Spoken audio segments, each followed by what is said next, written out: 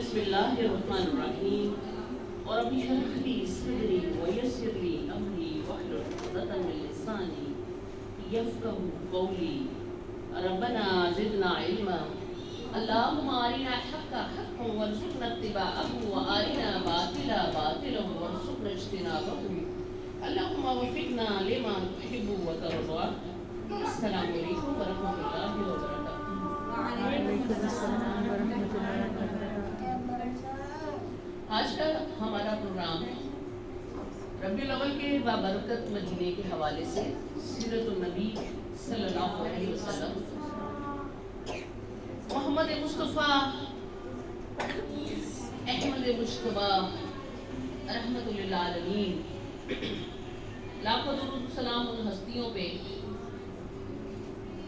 جن کے توسط سے یہ دین ہم تک پہنچا، اور لاکھ شکران اس رب تعالیٰ کا جس نے ہمیں امت محمدیہ کا فرق کیا.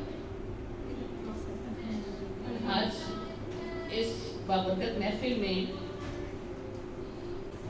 نبی صلی اللہ علیہ وسلم کی شان بیان کرنا بہت ہی مرتبے کی بات ہے، اور جو اصل حقیقت ہے وہ اس نعت کے اندر مجھے نظر آئی کہ آج ہم نے در و بام کو لائٹیں کر کے اور جھنڈیاں لگا کے سمجھا کہ ہم نے محبت کا حق ادا کر دیا، اور ہم تو اس کیفیت کو پہنچے ہی نہیں کہ جو سور میں غار سور میں اور بدر حنین میں پیش آیا.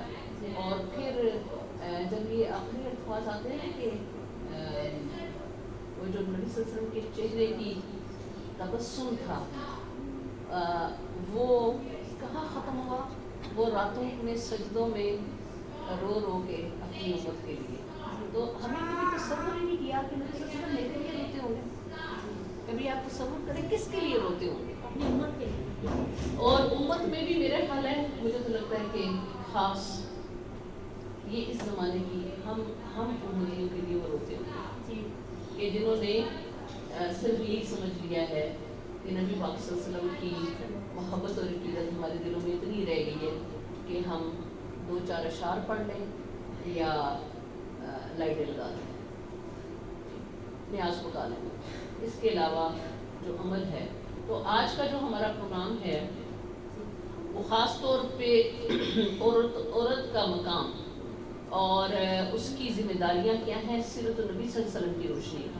اور میں یہ اس لیے بھی خاص ٹاپک اکثر ہر کوشش میری ہوتی ہے کہ نبی پاک صلی اللہ علیہ وسلم کی ولادت اور وفات کا جو مہینہ ہے ربیع الاول کا، اس میں باقی بحث مباحث میں پڑھنے کے بجائے ہم اس بات کو دیکھیں کہ ہمارے لیے سیرت میں کیا پیغام تھا، سیرت میں نبی صلی اللہ علیہ وسلم میرے اور آپ کے لیے کیا لے کے آئے. اس لیے یہ کوئی خود غرضی نہیں ہے. اکثر یہ ہوتا ہے کہ اگر کسی بھی کوئی بک آپ اٹھا کے دیکھتے ہیں یا کوئی ایسا پمفلیٹ ہو جس میں خواتین کے حوالے سے کوئی بات ہو تو ہم باقی چھوڑ کے پہلے اس کو پڑھنے شروع ہو جاتے ہیں، اور خاص طور پہ کہ نبی صلی اللہ علیہ وسلم نے کیا کہا یا قرآن پاک میں کوئی ایسی بات کیا ہے. تو یہ ایک قدرتی سی بات ہے کہ انسان اپنے حوالے سے اس چیز کو چیک کرنا چاہتا ہے، اور پھر ایک وہ ہستی جو تمام جہانوں کے لیے رحمت تھی اس کا کیا پیغام ہے اور انہوں نے ہمارے، تو ہم ضرور اس کو جاننا سمجھنا چاہ رہے ہوتے ہیں. لیکن میں کہتی ہوں ہماری زبانوں میں وہ طاقت نہیں ہے کہ ہم نبی صلی اللہ علیہ وسلم کی فضیلت بیان کر سکیں، ان کا مرتبہ بیان کرنے کی طاقت ہماری ضرورت ہماری ہے ہی نہیں. ہم بیان ہی نہیں کر سکتے کہ ان کا جو اعلیٰ مقام ہے اس کو، اور ان کے جو اخلاق ہیں ان کو بھی ہم نہیں بیان کر سکتے. یعنی اس کے لیے آپ کا یہ لمیٹڈ ٹائم، یہ گھنٹے 2 گھنٹے جو ہیں اس میں آپ اس چیز کو نہیں بیان کر سکتے. اور جب سے نبی صلی اللہ علیہ وسلم اس دنیا میں مبعوث ہوئے اور تب سے لے کے آج تک تقریباً 1400 سال بلکہ 1450 سال ہونے والے ہیں لگ، تو کتابوں پہ کتابیں بھری گئیں اور لیکن اس کا حق نہیں ادا ہو سکتا، وہ بھی نہیں سکتا. ٹھیک ہے، تو اس موقع پہ خاص طور پہ یہ دیکھنا کہ ایک عورت ہونے کی حیثیت سے میرے لیے وہ کیا پیغام تھا، اس پیغام کے مطابق مجھے کہاں بٹھایا گیا تھا، اور میں کیا وہیں بیٹھی ہوئی ہوں یا میں نے اپنے لیے کچھ اور چوائس کر لیا ہے، اور اگر میں وہاں بیٹھی تھی تو میری کیا اہمیت تھی، اور اگر میں نے مقام چھوڑ دیا ہے تو آج میں کیا فیس کر رہی ہوں. ٹھیک ہے، تو یہ ساری چیز آج کے پروگرام میں کوشش کروں گی کہ ہم اس کو بیان کریں. اب اس کی ضرورت کیوں ہے؟ میں سمجھتی ہوں کہ آپ کہیں بھی جاتے ہیں دنیا میں، کسی بھی ادارے کے اندر آپ جاتے ہیں، کسی بھی جگہ پہ جاتے ہیں، کسی ہاسپٹل میں، کسی اسکول میں، کسی ادارے میں، تو آپ جو ہے وہاں پہ ہر فرد جو اپنی اپنی ایک ڈیوٹی پہ ہوتا ہے، اور اس کے مطابق آپ اس کی ڈیوٹی سمجھ کے اس کے ساتھ اس کا مقام اس کو دیتے ہیں، اور اس کے مطابق اس سے اپنی بات چیت رکھتے ہیں. یعنی آپ ہاسپٹل میں جا رہے ہیں تو گارڈ کو، دروازے پہ جو گارڈ کھڑا ہے اس کو آپ یہ نہیں کہیں گے کہ ہاں جی مجھے جو ہے وہ یہ بیماری ہو گیا ہے اور میری آنکھ میں درد ہے یا میرے پیٹ میں درد ہے، اس لیے کہ آپ کو پتہ ہے کہ اس کو میں نے آئی ڈی کارڈ دکھانا ہے اور اس نے مجھے اندر جانے کے لیے permission they the. That's it. پھر آپ آگے جاتے ہیں اور آپ آگے آپ دیکھتے ہیں کہ ہاں جی ریسیپشن پہ کچھ لوگ بیٹھے ہیں، وہاں سے آپ پوچھتے ہیں جی میرا یہ مقصد ہے اور میں فلاں سے ملنا چاہتا ہوں. تو آپ اسپیسیفک پرسن کے پاس جاتے ہیں جس کو اس کام کے لیے مختص کیا جاتا ہے. اسی طرح کسی اسکول کے اندر آپ آتے ہیں تب بھی آپ یہی کرتے ہیں، آپ نے جی میڈم سے ملنا ہے، آپ نے کوآرڈینیٹر سے ملنا ہے، آپ نے جس سے، تو آپ وہ جو اس کی جگہ ہے، جو اس کا مقام ہے، جو اس کو دیا جاتا ہے، اس مقام کے مطابق اس کو کچھ ذمہ داریاں پھر دی جاتی ہیں، اور اس کے مطابق لوگ اس کو، اس کے لوگوں کے دلوں میں اس کا ایک جگہ ہوتی ہے اور انہیں پتہ ہوتا ہے کہ یہ اس کا مقام ہے اور یہ اس کی ڈیوٹیز. تو عورت ہونے کے حوالے سے ہم سب سے پہلے یہ دیکھیں گے کہ ہمیں ہمارے رب نے، ہمارے نبی صلی اللہ علیہ وسلم نے ہمیں کس مقام پہ رکھا ہے اور وہ مقام کیسا ہے. اوور آل ہم یہ دیکھتے ہیں کہ جو ایک رجحان بن چکا ہے کہ وومن امپاورمنٹ کے حوالے سے جو باتیں کی جاتی ہیں، اور یہ بتایا جاتا ہے کہ شاید کسی نے کسی زمانے میں بھی عورت کو اتنا امپاور نہیں کیا گیا جتنا موجودہ دور کے لوگ جو ہے وہ اس کو امپاورمنٹ دے رہے ہیں. تو ہم اس چیز کو بھی دیکھیں گے کہ اس میں صداقت کیا ہے، سامنے تصویر کیا پینٹ کی جا رہی ہے اور پیچھے مقاصد کیا ہیں. یہ ساری چیز بھی ہم ضرور آج کے اس لیکچر میں کوشش کروں گی کہ ہائی لائٹ کروں اس کو. تو سب سے پہلے ہم یہ چیز دیکھیں گے کہ ہم کچھ تصوراتی تصویریں آپ کے سامنے رکھوں گی، اور اس کو آپ نے یہ باتیں ہو سکتا ہے آپ نے بہت دفعہ پہلے بھی سن رکھی ہوں گی، ایسا نہیں ہے کہ آپ نے یہ نہیں سن رکھا ہوگا، لیکن میں کوشش کروں گی کہ ایک کچھ تصویریں آپ کے سامنے رکھوں اور ان میں سے آپ یہ دیکھیں کہ کیا مقام ہے ایک عورت کا، اور جو اس کی بنیادی حیثیت ہوتی ہے ایک معاشرے کے اندر. اور عورت کی جو بنیادی حیثیت ہے یا مرد کی جو بھی بنیادی حیثیت ہے، وہ 4 بنیادی حیثیت سے وہ اس معاشرے کے اندر ہوتے ہیں، چاہے وہ ایک مسلم معاشرہ ہے، چاہے ہندو معاشرہ ہے، چاہے عیسائی معاشرہ ہے، چاہے یہودی معاشرہ، مطلب پوری اس دنیا کے اندر جو ایک قطع ارضی ہمیں دیا گیا اور جس کے اندر ہم انسان ہونے کی حیثیت سے قائم و دائم ہیں، اس میں ایک مرد کی بھی 4 بنیادی حیثیت ہیں اور ایک عورت کی بھی 4 بنیادی حیثیت ہوتی ہے. یعنی ایک عورت جو ہے وہ بیٹی ہے، وہ بہن ہے، وہ بیوی ہے، وہ ماں ہے، اور اس کے بعد اس کے اس سے باقی رشتے اس سے بنتے ہیں. کہیں وہ بھابھی ہے، کہیں وہ مامی ہے، کہیں چاچی ہے، کہیں نند ہے، کہیں ساس ہے، کہیں بہو ہے. یہ سارے اس سے جڑے ہوئے ضمنی رشتے جن کو کہا جاتا ہے. جو بنیادی حیثیت ہے نا وہ آپ کی 4 ہے کہ آپ بیٹی ہیں، بہن ہیں، آپ بیوی ہیں، آپ ماں ہیں. اسی طرح سے مرد کی بھی 4 ہی بنیادی حیثیت کہ وہ بیٹا ہے، وہ بھائی ہے، وہ شوہر ہے، وہ باپ ہے. اس کے بعد اس کے باقی رشتے ڈیولپ ہوتے ہیں اور وہ ان رشتوں میں بندھا ہوا ہے اور اسی حوالے سے اس نے جوابدہیاں کرنی ہے اور ایک عورت نے بھی جوابدہی کرنی ہے. تو اسلام نے جو بنیادی حیثیت ہے اس کو بیان کیا، اور اس بنیادی حیثیت سے ہم تھوڑا سا عرب معاشرے کو پہلے دیکھ لیں گے اور باقی معاشروں کو بھی، صرف عرب معاشرے کو نہیں، دنیا میں جتنی بھی اس سے پہلے تہذیبیں تھیں، جتنے تمدن قائم ہوئے، وہاں اس سب میں عورت کو جس ان 4 بنیادی حیثیت سے کیا مقام دیا گیا، کہاں بٹھایا گیا، اس کو بھی اگر آپ دیکھتے ہیں تو آپ کو عورت جو ہے بائی پروڈکٹ نظر آتی ہے. یعنی اس کو وہ حیثیت نہیں دی جاتی اور جو کہ اس کا مقام تھا. عرب میں بھی ایسا ہی تھا، وہاں بھی وہ بھیڑ بکریوں کی طرح وہ بکتی تھی، ٹھیک ہے، اور اس کو یہاں تک کہ نہ صرف بکتی تھی بلکہ اس حد تک ذلت والا سلسلہ تھا کہ اس کی پیدائش جو ہے وہ مایوب سمجھی جاتی تھی، اور اس پہ جس گھر میں بچی پیدا ہوتی تھی وہ باپ جو ہے اپنا لوگوں سے چہرہ چھپاتا تھا، وہ باہر نکلتے ہوئے اسے یہ محسوس ہوتا تھا کہ لوگ مجھے ایسی نظروں سے دیکھتے ہیں، یہ بیٹی کا باپ ہے، اس کی کیا حیثیت ہے؟ تو ذرا اس بیک گراؤنڈ کو اپنے ذہن میں رکھنا ہے کہ وہ کیا بیک گراؤنڈ تھا جس میں ایک بیٹی جو ہے وہ پیدا ہوتی ہے اور اس کو کوشش کی جاتی ہے کہ لوگوں تک ان کے کانوں میں یہ خبر نہ پہنچے اور اس سے پہلے ہی اس کو زندہ گرگو کر دیا جائے۔ عیسائیت کے اندر بھی یہ تھا کہ عورت جو ہے وہ اس نے کیونکہ پھل چکھا تھا، یہ کانسیپٹ ہے کہ اس لیے اس کو جو ماہواری ہوتی ہے وہ بھی اس وجہ سے ہوتی ہے، یہ سزا ہے اس کی، اور اس وجہ سے ہی عورت جو ہے وہ حیثیت اختیار نہیں کر سکتی جو ایک مرد کی ہے۔ اور ہندو معاشرے کے اندر تو آپ یہ دیکھیں کہ وہ تو کہتے ہیں کہ عورت جو ہے وہ اپنے جو عورت کا روپ ہے، یہ پہلے جو اس کا کسی جنم میں روپ تھا اس میں اس نے بہت بڑی برائی کی تھی، اور جب دوبارہ جو یہ جو اس کا جنم عورت کی صورت میں ہے یہ اس برائی کی سزا کی وجہ سے ہے۔ سو وہ پتنی کی صورت میں بس وہ ایک ایسی اس کی حیثیت ہے کہ اس نے صرف اپنے پتی کی پوجا کر لی، وہ پوجے گی اس کو، وہ اس کی جوتی کی نوک پہ رکھے گا لیکن وہ اس کو پوجے گی۔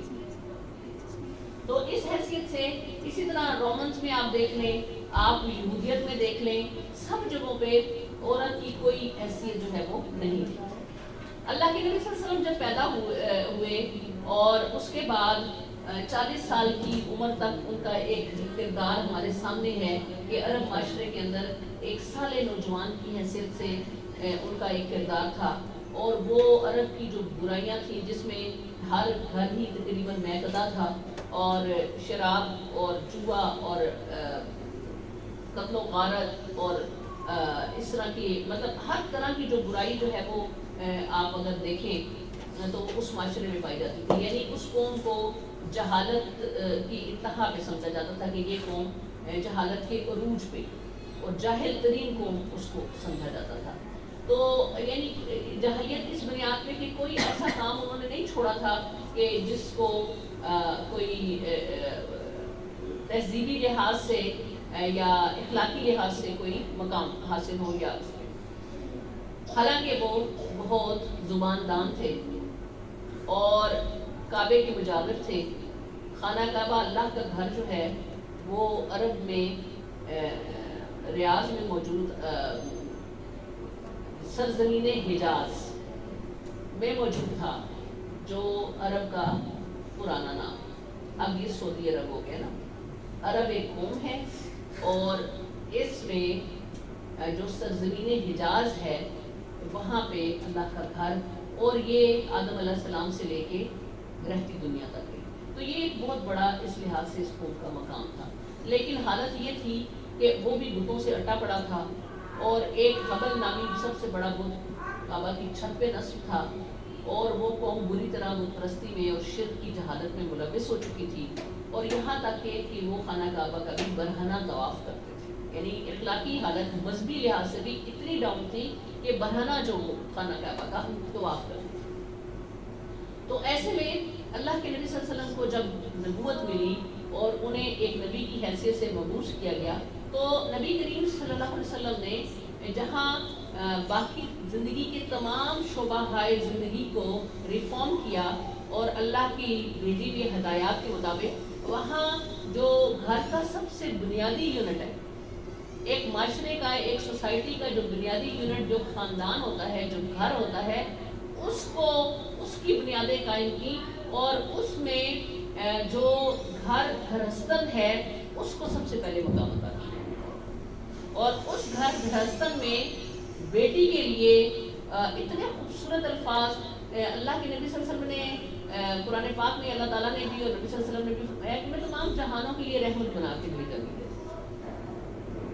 تو تمام جہانوں کے لیے جو ہستی رحمت بن کے آئی، اس نے وہ ایک خاندان کے اندر جو ایک بچی پیدا ہوئی اس کی اپنے ساتھ نسبت کیا بتائی کہ میں تمام جہانوں والوں کے لیے رحمت ہوں، اور جو بچی تمہارے گھر میں پیدا ہوتی ہے وہ تمہارے گھر کے لیے رحمت ہوں، میں پورے جہان کے لیے رحمت ہوں۔ اور آپ اس کنیکشن کو اگر محسوس کریں کہ نبی کریم صلی اللہ علیہ وسلم تمام جہانوں کے لیے رحمت ہیں، اور بیٹی جو آپ کی ہے وہ آپ کے گھر کے لیے رحمت ہے، تو یہ بہت ہی خوبصورت نسبت بنتی ہے اللہ کے نبی صلی اللہ علیہ وسلم کے ساتھ۔ اور پھر کہا کہ جس گھر میں پہلی بچی پیدا ہوتی ہے، جس جوڑے کو اللہ پہلی بیٹی دیتا ہے، وہ جوڑا کہا گیا خوش قسمت جوڑا ہے۔ نبی صلی اللہ علیہ وسلم مبارک دیتے تھے ایسے جوڑے کہ جس میں پہلی بیٹی پیدا ہوئی۔ آپ کہاں وہ بچی پیدا ہوتی ہے اور باپ منہ چھپاتا ہے، آپ اس معاشرے کو ذہن میں رکھیں کہ وہاں آ کے ایسی باتیں کی جا رہی ہیں کہ یعنی گندگی کے ڈھیر، بلکہ ڈھیر سے بھی نیچے گڑھے سے اٹھا کے کہاں بٹھایا جا رہا ہے کہ میں تمام جہان والوں کے لیے رحمت ہوں اور یہ تمہارے گھر کے لیے رحمت ہے۔ سبحان اللہ۔ اور تم میں سے جس کے گھر میں پہلی بچی پیدا ہوتی ہے وہ جوڑا مبارک کے قابل ہے۔ اور پھر اس سے اگلی بات آگے دیکھیں، صحابہ رضی اللہ عنہ جو ہے وہ اسی معاشرے کی پیداوار تھے نا، وہیں سے وہ پلے بڑھے تھے نا، ان کے صحابہ کی محفل ہے، اور نبی پاک صلی اللہ علیہ وسلم وہاں کیا فرما رہے ہیں کہ تم میں سے جس کے گھر میں 3 بیٹیاں یا 3 بہنیں، اور انہوں نے اپنے حالات کے مطابق ان کی اچھی پرورش کی، یعنی ان کو عدل کے ساتھ کھلایا پلایا، ان کے اوپر خرچ کیا، اور جب وہ سن بلوغت کو پہنچ گئی، جب وہ نکاح کے قابل پہنچ گئی اور ان کا نکاح کر دیا، تو وہ میرے ساتھ اللہ کے نبی صلی اللہ علیہ وسلم نے ایسے اشارہ کیا، نبی صلی اللہ علیہ وسلم کا ہاتھ ہے اور ایسے اشارہ کیا کہ وہ میرے ساتھ قیامت کے روز جنت میں وہ میرے ساتھ، اور یہاں بیٹھ کے جو شرط کیا بتائی گئی ہے کہ جس کے گھر میں 3 بیٹیاں اور اس نے ان کی اچھی پرورش کی یہاں تک کہ وہ سن بلوغت کو پہنچی اور ان کا نکاح کر دیا، ٹھیک۔ اور جب یہ والی بات کہی، ٹھیک ہے، تو وہ صحابہ رضی اللہ عنہ ان میں سے ایک صحابی کھڑی ہوئی، انہوں نے کہا یا رسول اللہ اگر کسی کے گھر میں 2 بیٹیاں، اگر 2 بیٹیاں ہوں تو کہا 2 پہ بھی یہ بشارت۔ پھر ایک ہی بات سے پہلے محفل برخاست ہوگی، اور بعد میں ایک صحابی نے کہا کہ کاش ہم ایک کی بھی بات کر لیتے، تو نبی صلی اللہ علیہ وسلم تو اس وقت اتنا نوازنے پہ تھے کہ شاید ایک پہ بھی یہ بشارت دیتے تھے، اپنا ساتھ دے دیتے تھے۔ تو آپ مجھے بتائیں کہ 2 بیٹیوں پہ 2 بیٹیاں جس گھر میں، ہم میں سے کس کے گھر میں اکثر گھروں میں ہمارے پاس 2 بیٹیاں، ٹھیک ہے، اور پھر 2 بہنوں پہ بھی اور 3 بہنوں پہ بھی یہ بشارت دی ہے کہ جس نے 3 بہنوں کی پرورش کی، اور میں رات ہی ایک لیکچر سن رہی تھی، انہوں نے کہا 3 خالائیں اور 3 پھوپھیاں ان کے لیے بھی یہ، اور نانی دادی تو یہ ہے کہ وہ آپ ان کو زکوٰۃ نہیں جا سکتی آپ کی، وہ تو آپ کے فرائض میں شامل ہیں، تو پروٹیکشن دیکھ رہے ہیں کہاں سے آ رہی ہے۔ اور پھر ساتھ کیا بتایا، اور تربیت کیا ہو رہی ہے کہ ہر فرد جنت کے حصول کے لیے، اور جنت میں پھر اپنا ساتھ، المال والبنون زینت الحیات الدنیا والصالحات الباقیات، صالحات جو ہیں، جو بیٹیاں ہیں، یہی تمہارے لیے یہ نیکیاں ہیں کہ وہ جو باقی رہ جانے والی۔ سورہ کہف کی آیات کا ترجمہ بھی بعض مفسرین نے کہا ہے کہ یہاں صالحات جو ہے وہ بچیوں کو کہا گیا، تو اللہ کے نبی صلی اللہ علیہ وسلم نے کہا کہ یہ جو تمہاری بیٹیاں ہیں یہ دوزخ کے آگے کھڑی ہو جائیں گی، کیوں؟ تم نے ان کو بے لوث ہو کے پالا پوسا، اور جب یہ تمہاری خدمت کے قابل ہوئی تم نے ان کو بیاہ دیا، انہوں نے تو دوسرے گھر میں جا کے خدمت کی، انہوں نے تو شوہر کی خدمت کی، تو ماں باپ کو قیامت والے روز یہ بیٹیاں اس جہنم کے آگے کھڑی ہو گئی کہ انہوں نے کی میری ماں باپ، انہوں نے بے لوث ہو کے مجھے پالا۔ اور آپ یہ دیکھیں یہ صرف تقریری انداز میں باتیں بیان نہیں کی نبی صلی اللہ علیہ وسلم نے، نبی صلی اللہ علیہ وسلم کا طرز عمل دیکھیں، فاطمہ رضی اللہ عنہا آتی ہیں، صحابہ رضی اللہ عنہ بیٹھے ہیں، اور اگر فاطمہ رضی اللہ عنہا آتی ہیں نبی صلی اللہ علیہ وسلم کی جگہ سے کھڑے ہوئے، मोहम्मद मुस्तफ़ा सल्लल्लाहु अलैहि वसल्लम अपनी जगह से खड़े होते हैं, फातिमा रज़ी अल्लाह का माथा चूमते। मुझे बताइए, आज कोई बाप बहुत भी जो लाड करता है कभी ऐसा करता है? लेकिन हमें तो उसका ये दिया गया है। बताएं, है ऐसा? आज बड़े लिबरल माशरे में भी ऐसा है कि बेटी का माथा ऐसा चूमा और फिर अपनी चादर, अपनी कमरी उसको बिठा के यहाँ बैठो बेटे, ये बेटी की तकलीफ। इस तरह से माथा चूमना, और फिर उस वक्त ये नहीं है कि हाँ इतने मर्द देख रहे, हमारी बड़ी गैरतें जाग जाती है ना हमारे मर्दों में।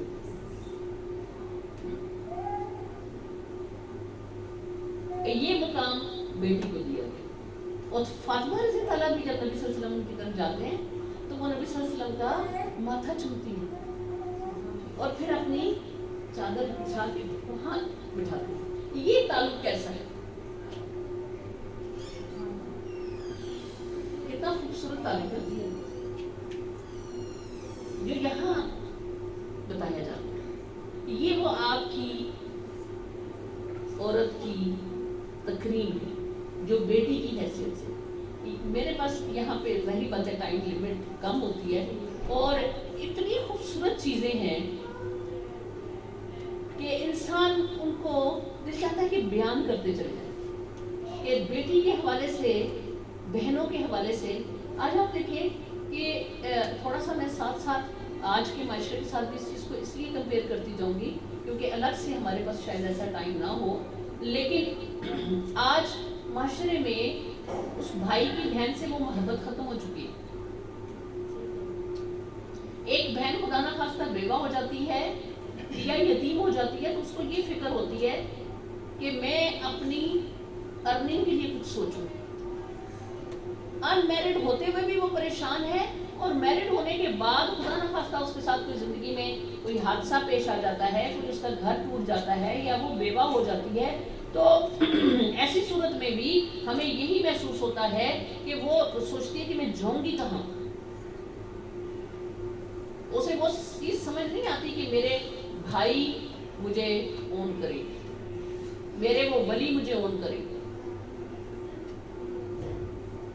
जिन्होंने मेरा निकाह किया था। यहाँ तक कि माँ बाप भी आज उसने ओन नहीं करते उस बेटी को। तो नबी सल्लल्लाहु अलैहि वसल्लम की तालीमात जो है वो बुक्स के अंदर रह गई हैं। अगर ये प्रैक्टिकल हुआ होता तो आज माशरे की ये सूरत ना होती। आज माँ बाप ये ना फिक्रमंद होते कि हमारी बच्ची का करियर क्या होगा, वो घरों पे ही फोकस करती है। अभी इस सारी चीज को आप यूं देख लें, क्या वो बहन भी भाई के साथ वही मोहब्बत करती है? नहीं है ना। वो जो भाई अपनी फैमिली को साइड में करके बहन के आगे खड़ा हो जाता था, आज जब वो बहन बच्ची है और वो बड़ी हो रही है तो वो मुकाबले करती है भाई के साथ और जरा जरा बातों पे मुकाबले, जरा जरा घर के अंदर कामों पे मुकाबले है या नहीं, ये मैंने किया ये, और उसको कहा जाता है कि ये इंसाफ है। हालांकि यही चीजें पहले मोहब्बत हुआ करती थी कि भाई की मोहब्बत में बहन दीवानी होती थी और मोहब्बत से उसके काम किया करती थी। और फिर मर्द जज्बात को उस तरह इजहार नहीं करता, औरत जज्बाती होती। तो वो भाई कहीं भी बाहर कहीं जाता था तो वो वापसी पे एक हल्के छोटे गिफ्ट के साथ आता था कि मेरी बहन है ना। पहले कभी ऐसा होता था, अभी ये चीजें तकरीबन नापैद हो चुकी, नापैद हो रही है या नहीं हो रही है ना। वो क्यों है कि बात दोनों तरफ कि वो जो तालीमात थी, वो जो मोहब्बत थी, वो जो एहतराम था, वो दोनों तरफ से खत्म होता। अगर मर्द के एंड पे है तो औरत के एंड पे भी है कि उसने भी मुकाबलाबाजी, उसको सिखाई गई है मुकाबलाबाजी। اور جو اصل محاذ جہاں پہ قائم ہو کے باہر کے لیے محاذ کے لیے لوگوں کو تیار کرنا تھا، اس محاذ سے عورت پیچھے ہٹی۔ ابھی اس چیز کو مزید آگے لے کے چلتے ہیں تو آپ کو یہ پتہ چلے گا کہ جب یہ بیٹی اور یہ بہن جب اس قابل ہوئی کہ سن بلوغت کو پہنچی اور اگلا کام اس کا نکاح کرنا ہے، اور نکاح کرنے کے بعد وہ ایک بیوی کی حیثیت سے معاشرے میں آتی ہے، تو آپ یہ دیکھیں کہ ہمارے معاشرے میں خاص طور پہ پاک و ہند میں جو ایک عورت کو مقام دیا گیا ہے ایک بیوی کی حیثیت سے، نام کلمہ ہم کس کا کرتے ہیں؟ اللہ کا اور اللہ کے نبی کا، اور تہذیب اور تمدن کہاں سے اٹھا رہے ہیں؟ آریہ سے۔ تو بیوی کو ہم نے جو حیثیت دے رکھی ہے اس معاشرے کے اندر، ہمارے معاشرے کے اندر، عرب معاشرے کی بات میں اس لیے نہیں کروں گی کہ شاید وہاں پہ ابھی بھی کچھ تھوڑی بہت چیزیں قائم ہیں، لیکن ہمارے اس معاشرے کے اندر بیوی کو جوتی کی نوک۔ اچھا اب میں آپ کو تصویر دکھاتی ہوں، نبی صلی اللہ علیہ وسلم کا گھرانہ دیکھیں۔ ایک وقت میں 11 بیویاں ہیں، 9 بیویاں بھی ہیں، ایک بیوی بھی ہے، مختلف ادوار ہیں، اور آپ دیکھتے ہیں خدیجہ الکبریٰ جو بیوہ تھی ان کو یاد کیسے کرتے کہ ان کے لیے روتے ہیں اور ان کے لیے قربانی کرتے ہیں، تو ان کی سہیلیوں کو ڈھونڈ ڈھونڈ کے گھروں میں گوشت بھیجتے ہیں، اور مدینہ نبی میں جو حجرے ہیں نبی صلی اللہ علیہ وسلم کے، ہر بیوی کا اپنا حجرہ ہے، اور ہر بیوی کا اپنا اونٹ ہے سواری کے لیے، اور اس اونٹ کو سنبھالنے والا اس کا عربی میں کوئی بڑا اچھا سا نام ہوتا ہے، مطلب آپ یہ سمجھ لیں کہ گاڑی بھی ہے اور ڈرائیور بھی ہے۔ بعض دفعہ بلکہ حضرت عائشہ رضی اللہ عنہا فرماتی ہیں کہ 2 مہینے گزر جاتے تھے تو نبی صلی اللہ علیہ وسلم اور ہم گھیو کی روٹی نہیں کھا سکتے تھے۔ جو سٹینڈرڈ تھا، لیونگ سٹینڈرڈ، جو معاش کی صورتحال تھی وہ اپنی جگہ، لیکن جو بنیادی ضرورت ہے کہ ہر بیوی کا اپنا گھر ہے اور اس کو سواری کے لیے مہیا کیا، ٹھیک ہے۔ اور کیا کہا؟ نیک بیوی دنیا، نبی صلی اللہ علیہ وسلم کی حدیث مستند حدیث ہے، اس کا مفہوم جو ہے کہ یہ پوری دنیا ایک متاع ہے۔ متاع کیا ہوتی ہے؟ بڑی پیاری چیزیں، ہم یہ اکٹھا کریں، یہ کریں، یہ کریں، یہ ساری دنیا ایک متاع ہے۔ اللہ کے نبی صلی اللہ علیہ وسلم فرماتے ہیں کہ اس دنیا کی بہترین متاع نیک بیوی ہے۔ اگر تمہارے گھر میں نیک بیوی ہے تو اس کا مطلب ہے کہ تمہارے گھر میں سب کچھ ہے، اور اگر تمہارے گھر میں نیک بیوی نہیں ہے تمہارے پاس کچھ نہیں۔ اور پھر اگلی بات دیکھیں، ایک دفعہ سفر کے لیے نبی صلی اللہ علیہ وسلم جانے لگے تو غالباً حضرت صفیہ زوجہ محترمہ جو تھی وہ ساتھ تھی، تو اونٹ پہ بیٹھنے لگے، ایک ہی اونٹ پہ بیٹھنا تھا، تو اونٹ پہ بیٹھتے ہوئے گر گئے، نبی صلی اللہ علیہ وسلم بھی گر گئے اور حضرت زوجہ محترمہ بھی گر گئی۔ صحابہ نے کہا بھاگے نبی صلی اللہ علیہ وسلم کو اٹھانے کے لیے، تو کیا کہا؟ مجھے چھوڑو، اب گینے گر گئے، اب گینے گر گئے ہیں۔ کیا لفظ استعمال کیا ہے؟ اب گینے، اب گینے، یو نو کیا ہوتے ہیں اب گینے؟ نازک شیشے کو اب گینا کہا جاتا ہے، مجھے چھوڑو اب گینا گر گئے۔ تقریر دیکھ رہے کہ بیوی کی ایک بیوی کی تقریر کیسی، اور پھر آپ یہ دیکھیں کہ نہ صرف یہ ہے بلکہ گھر کے اندر جبکہ کنیزیں بھی موجود ہیں، اس کے باوجود اپنا کوئی کام ہے تو یہ نہیں روک ڈال رہے کہ ہاں جی میرے جوتے وہ نہیں ہوئے، یا میرے کپڑے جو ہے وہ استری نہیں ہوئے، یا میرے کپڑے جو ہے وہ اس میں پیمند لگنے کی ضرورت تھی وہ نہیں ہوا، کوئی ایسا خود نہیں ہوا، وہ خود کر رہے۔ کوئی نمک زیادہ ہونے اور چینی کم ہونے کی صورت میں کوئی مبالغہ نہیں، بلکہ ایسا کوئی بات ہے ہی نہیں، اور پھر دل جوئی بھی کر رہے ہیں، نیزہ بازی کرنے والوں کا مقابلہ بھی دکھا رہے ہیں، اور کتنی دیر ایسے کھڑے ہیں اور حضرت عائشہ رضی اللہ تعالیٰ دیکھ رہی ہیں، اور جب تک وہ تھک کے ہٹتی نہیں ہے تب تک ہٹتے نہیں، اور ہر سفر پہ زوجہ قرہ سے جس کا قرہ نکلتا ہے اس کو ساتھ لیتے کرتے ہیں، اور پھر وہاں پہ دوڑ بھی لگا رہے ہیں، اور یہ ساری چیزیں کیا ہیں؟ یہ وہ اس گھر میں بتاتے ہیں کہ ایک عورت کی کیا حیثیت ہے، اور قرآن پاک میں تو بتا ہی دیا گیا کہ تمہارا لباس ہے، یہ عورتیں تمہارا، بیویاں تمہارا لباس ہے اور تم ان کے لباس ہو۔ ایک دفعہ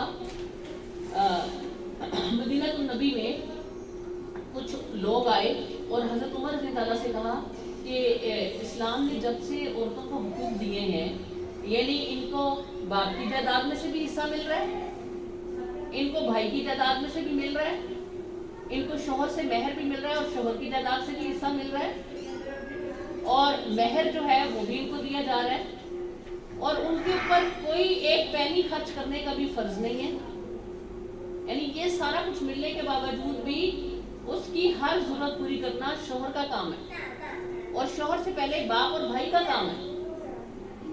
تو یعنی اس کو اتنا ریلیکس کیا گیا اور اس کی عزت اتنی دے دی گئی ہے اور اس کو اتنا فیسیلیٹیٹ کر دیا گیا ہے کہ عورتیں خود سر ہو گئی۔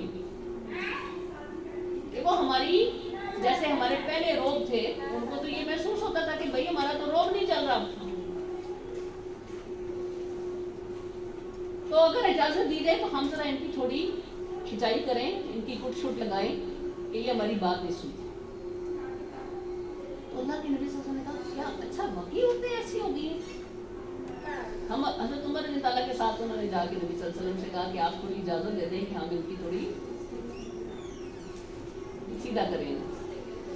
اچھا نبی صلی اللہ علیہ وسلم پہلے بڑے پریشان ہوئے کیا واقعی عورتیں ایسی ہو گئی، اور پھر اچھا دیکھ لو پھر اگر ایسا کچھ ہے، اور یہ بھی آپ کو بہت اچھے سے پتا ہے کہ پھر قرآن پاک میں جو صورتحال ہے میں آپ کے سامنے میں بیان کروں گی کہ کہاں پہ اجازت دی گئی۔ پتا چلا اگلے دن 70 عورتیں حضرت عائشہ رضی اللہ عنہا کے پاس روتی آئیں۔ ہم نے سنا نبی صلی اللہ علیہ وسلم نے عورت کو مارنے کی اجازت دے دی۔ حضرت عائشہ پریشان، انہوں نے نبی صلی اللہ علیہ وسلم سے کہا کہ آپ نے عورتوں کو مارنے کی اجازت دی ہے؟ آج میرے پاس 70 عورتیں آئی ہیں روتی۔ اوف، نبی صلی اللہ علیہ وسلم کا منہ سرخ ہو گیا غصے سے۔ مسجد نبی میں گئے، اعلان فرمایا، لوگوں کو اکٹھا کیا، کہا تم بھرے بیٹھے تھے، یعنی آج کی آج 70 عورتوں نے ایسے قصور کر دیے کہ تم نے ان کی پٹائی لگا دی، سخت جہالت کی بات کی ہے تم نے۔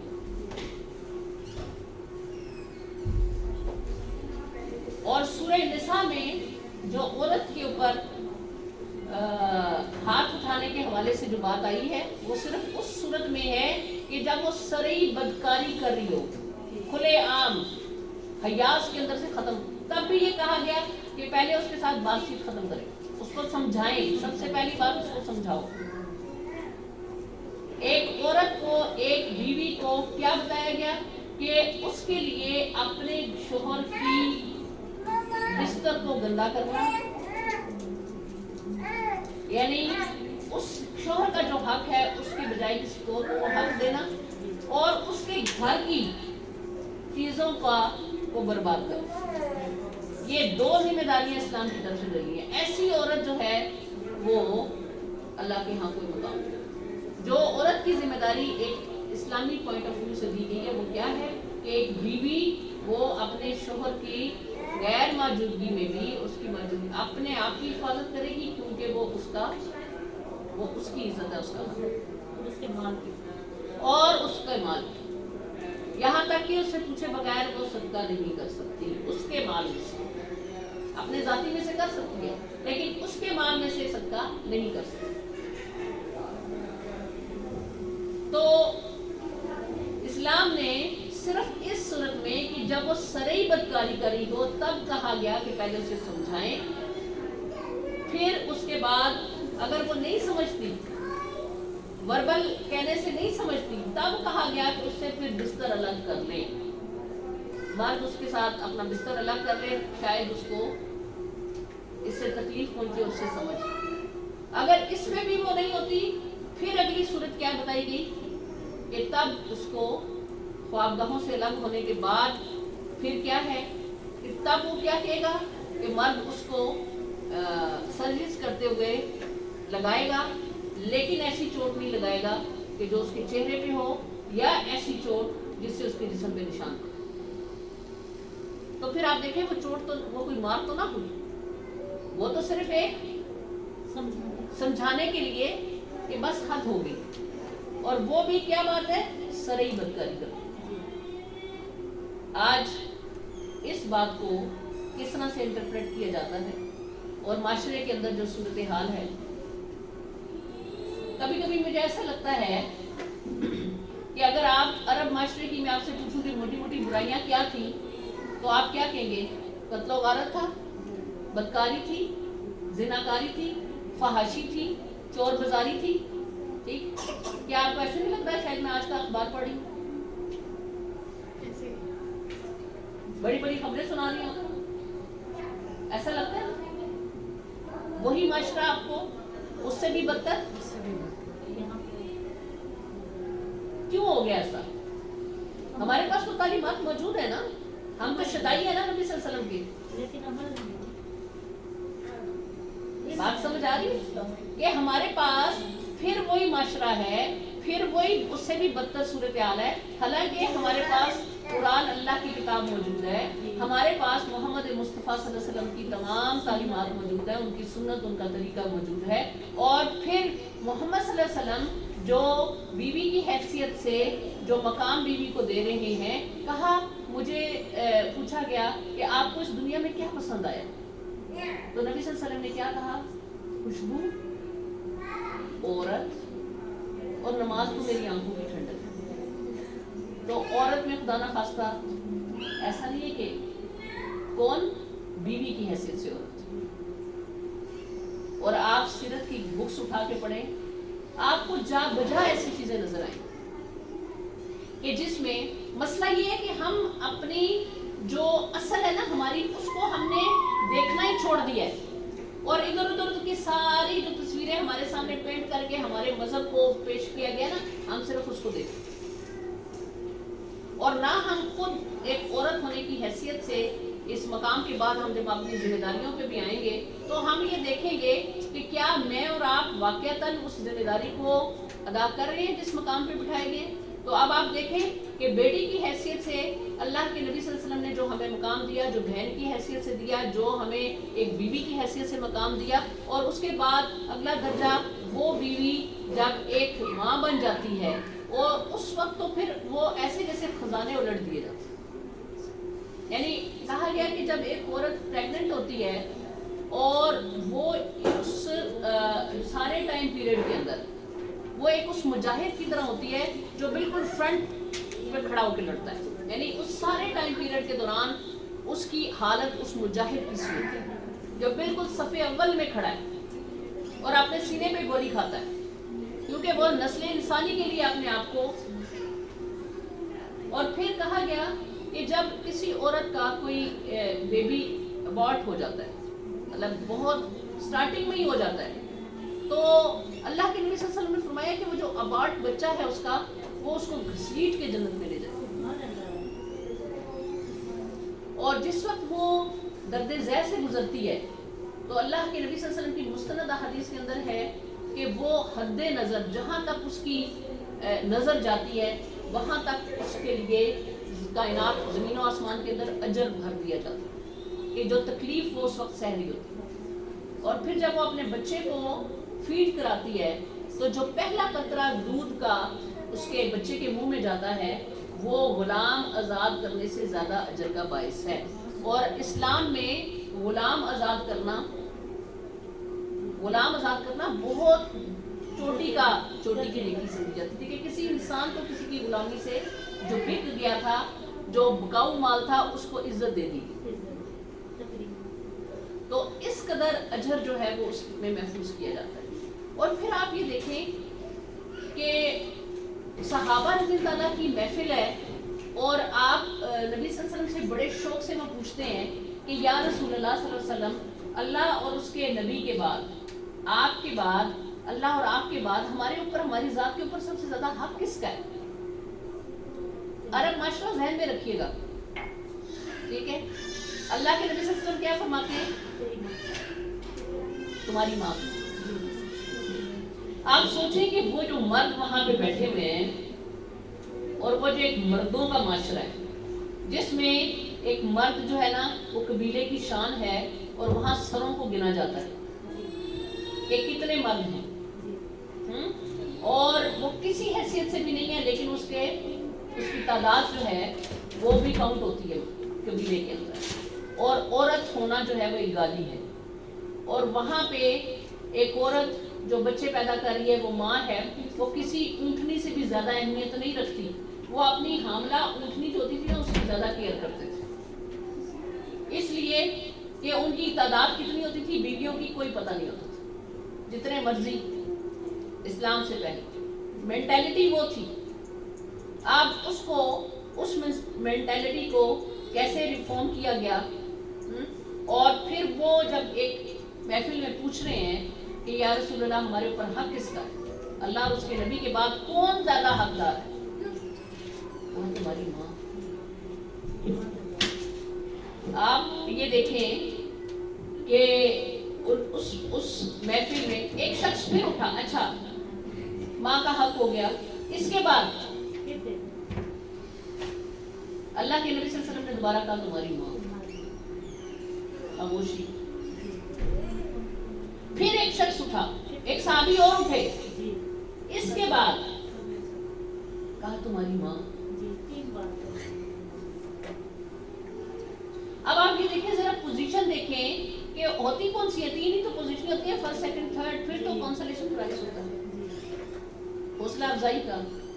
پھر کسی نے بڑی ہمت کر کے پوچھا اس کے بعد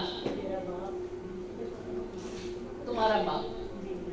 ویسے اگر دیکھا جائے آپ خود بتائیں، ایک مومن باپ، ایک مومن مرد جو حلال کے اندر اپنے بیوی بچوں کو، اپنے گھر کو چلاتا ہے، حلال کمائی، مومن تو بھی ہے. پھر وہ اسے پابند کر دیا گیا کہ ایک نظر پڑے گی، اس کے علاوہ دوسری نظر بھی نہیں ڈالنی کسی عورت کو. جو بیوی کے حق بھی ادا کرتا ہے، جو اولاد کے حق بھی ادا کرتا ہے، جو ان بیٹیوں کو ماتھا بھی چومتا ہے اور وہ ان کی پرورش بھی اس سے کر رہا ہے، وہ سارے مرد بیٹھے ہیں نا وہاں پہ. آسان کام؟ ابھی آپ سوچ لیں، اس معاشرے میں بھی دیکھ لیں، اس معاشرے میں بھی دیکھ لیں، اس وقت بھی ایک مومن مرد کا حلال اور طیب کے اندر اپنے اولاد کو، اپنے بیوی کو، اپنے بچوں کو، یعنی جیسا تم پہنو گے ویسا ہی پہنانا ہے. تم عیاشی نہیں کر سکتے اور اس کو ایسے حال میں چھوڑ دو، جیسا تم کھاؤ گے ویسا ہی کھلانا ہے. پابند کر دیا کھا بھی تو ویسا نہیں سکتے کہ تم باہر عیاشی پٹاؤ اور گھر میں دلیاں لاؤ. تو وہ جو مرد ہے کیا اس کی زندگی آسان ہے؟ جو پہلے یہ فکر کر رہا ہے کہ بیوی ہے، بچے ہیں، ان کو دے دیں، ان کا پورا. تو مومن مرد کی اس وقت کیا حالت ہوتی ہے؟ وہ سوچتا ہی رہتا ہے کہ اپنے جوتے لوں گا اور اپنے کپڑے نہیں پریفر کرتا ہے یا نہیں کرتا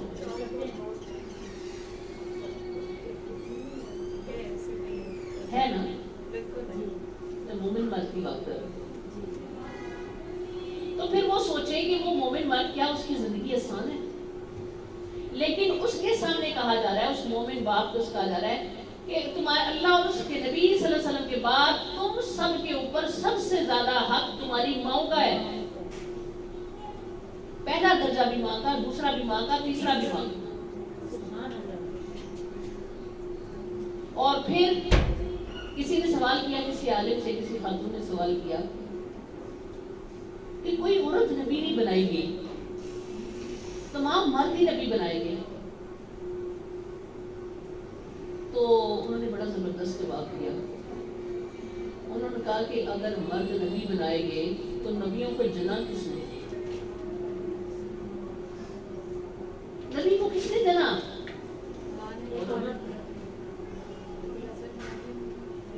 تو کیا کہا گیا کہ اپنے ماں باپ کے آگے اور خاص طور پر ماؤں کے آگے جھک کے رہو. تو نبی اپنی ماں کے آگے. بات سمجھ آتی ہے آپ؟ یہی بات رکھی گئی نا. اور پھر اس ماں کا درجہ یہ ہے کہ جنت جیسی جگہ، جنت جیسی چیز، یہ معمولی سی بات ہم اسے سمجھتے ہیں نا، ہمارے لیے یہ بات کوئی وہی نہیں رکھتی. کہا جنت. اگر دیکھا جائے تو ساری عبادات اور ساری نیکیوں کے کس کے عوض آپ کرتے ہیں؟ کیا چاہ رہے ہیں؟ جنت. جنت کا حصول نہیں چاہتے. کہا جنت تمہاری ماں کے قدموں تلے ہے. یعنی کیا؟ کہ ماں کی کہ جہاد میں جا رہے ہیں، پوچھا بوڑھے ماں باپ ہیں، ماں ہے گھر میں، جاؤ خدمت کرو ماں. یہی تمہارا جہاد ہے، یہی تمہارا حج عمرہ ہے. اور کسی صحابی نے پوچھا کہ اگر میں اپنی ماں کو اپنے کندھوں پہ بٹھا کے حج کراؤں. حج جو لوگ جا چکے ہیں حج پہ انہیں پتا ہوگا کہ حج کیسی مشقت والا کام ہے. کیسی مشقت ہے حج میں. تمام عبادات کا جمع ہے. آپ بعض دفعہ فاقے سے بھی ہوتے ہیں، عبادات بھی آپ نے کرنی ہے، آپ نے جگہ بھی کرنے ہیں، آپ نے چلنا بھی ہے، اور کتنا چلنا ہے. اور اس میں ماں کندھوں پہ بیٹھی. کہا کیا میں کندھوں پہ بٹھا کے ماں کو حج کراؤں تو میں نے اس کا حق ادا کر دیا؟ جو ماں کا حق تھا وہ ادا ہو گیا. کہا ایک رات کا بھی حق نہیں ادا کر سکتا. اور پھر مجھے سب سے پیاری بات جو لگتی ہے، آپ یہ دیکھیں، اللہ پاک نے اپنی محبت کی مثال، بہت سی محبتیں ہیں نا. پہلا جوڑا جو بنا ہے، ٹھیک ہے، میاں بیوی کا رشتہ بنا، ٹھیک ہے، اور پھر اس کے بعد جو مختلف رشتے بنے ہیں اس میں محبتیں ہیں. محبت کے بغیر تو کوئی رشتہ قائم نہیں رہ سکتا. لیکن اللہ اپنی مثال جب دیتے ہیں تو اللہ تعالیٰ کہتے ہیں 70 ماؤں سے زیادہ. کہ بے لوث اگر کوئی محبت کرتا ہے تو وہ ماں کرتا ہے، بغیر غرض کے. آپ جانوروں میں فیمیل کی دیکھ لیں، بلی کو دیکھ لیں، مرغی کو دیکھ لیں. ایک خاتون جو غلام پکڑی آئی، اس کا بچہ جدا ہو گیا، فیڈنگ تھی وہ مدر، تو اس کا دودھ ٹپک رہا تھا اور وہ اپنے بچے کے لیے بے چین تھی.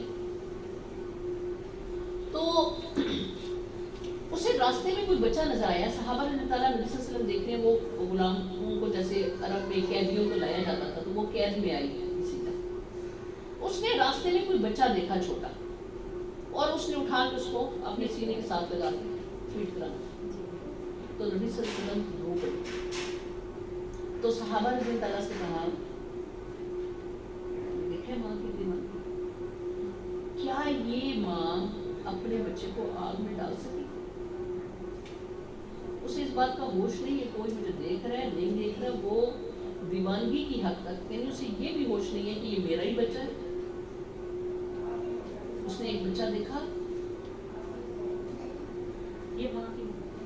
تو کہا کہ میرے رب کے لیے، میرے رب جو 70 ماؤں سے زیادہ تھا ان کو پیار کرتا، اس کے لیے آسان نہیں ہوگا تو ان کو جہنم میں ڈال.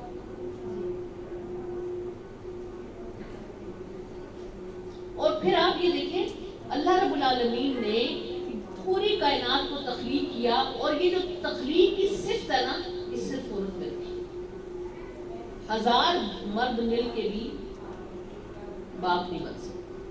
سائنس بڑی اپنے بظاہر عروج پہ پہنچ رہی ہے اور فنا کی طرف میں تو سمجھتی ہوں جا رہی ہوں. ہر چیز فنا کی طرف جا رہی ہے. اس نے بڑی کوشش کی ہے، وہ بڑے حربے، یہ ٹیسٹ ٹیوب بیبی ہو گیا تو یہ فنا ہو گیا، یہ دھماکہ ہو گیا. اور اللہ تعالیٰ نے اس رحم مادر کے اندر جو تخلیق کی اور کس طرح سے مرحلہ وائز اور ان سارے مراحل میں جو عورت نے تکلیف دیکھی اس پہ اس کو پوزیشن ہے.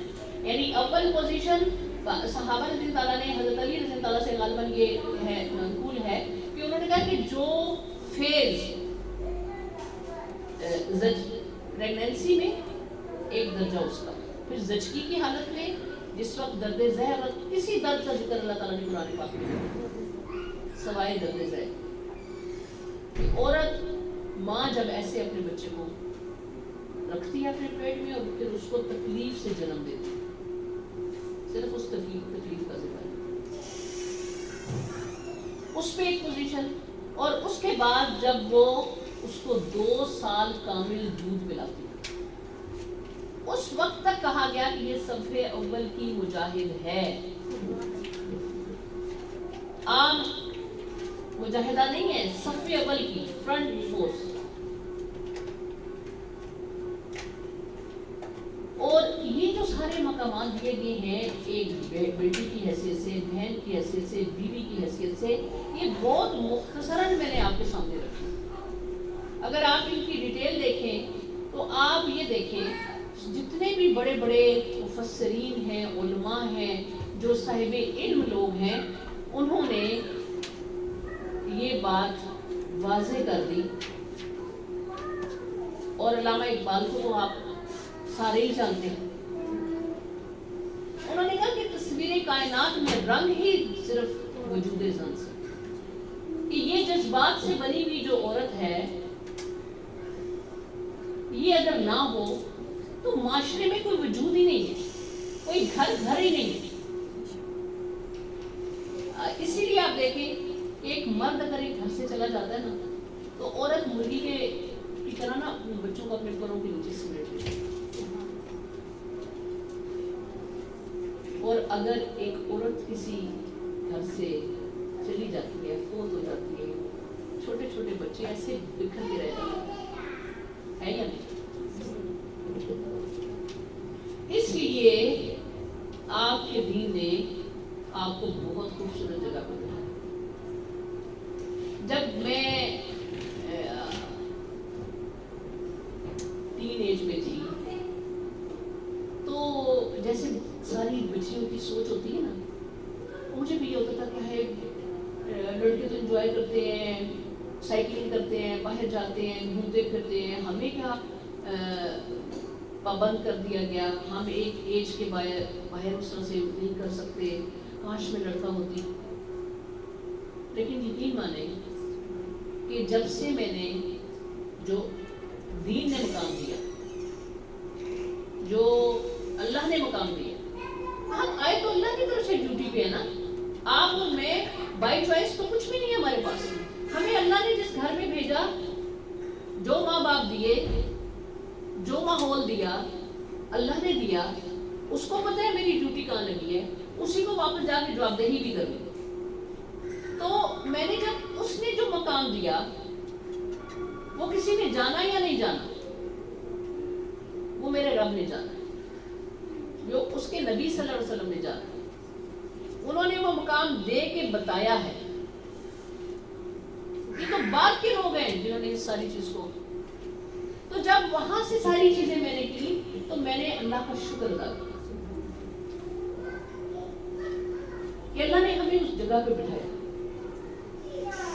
ایسے بہترین مقام میں اللہ نے ہمیں بٹھایا.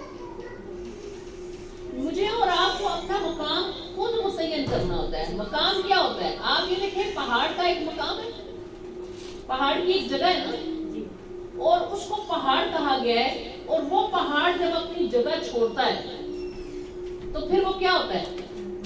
ایک پہاڑ اپنی جگہ چھوڑ رہا ہے،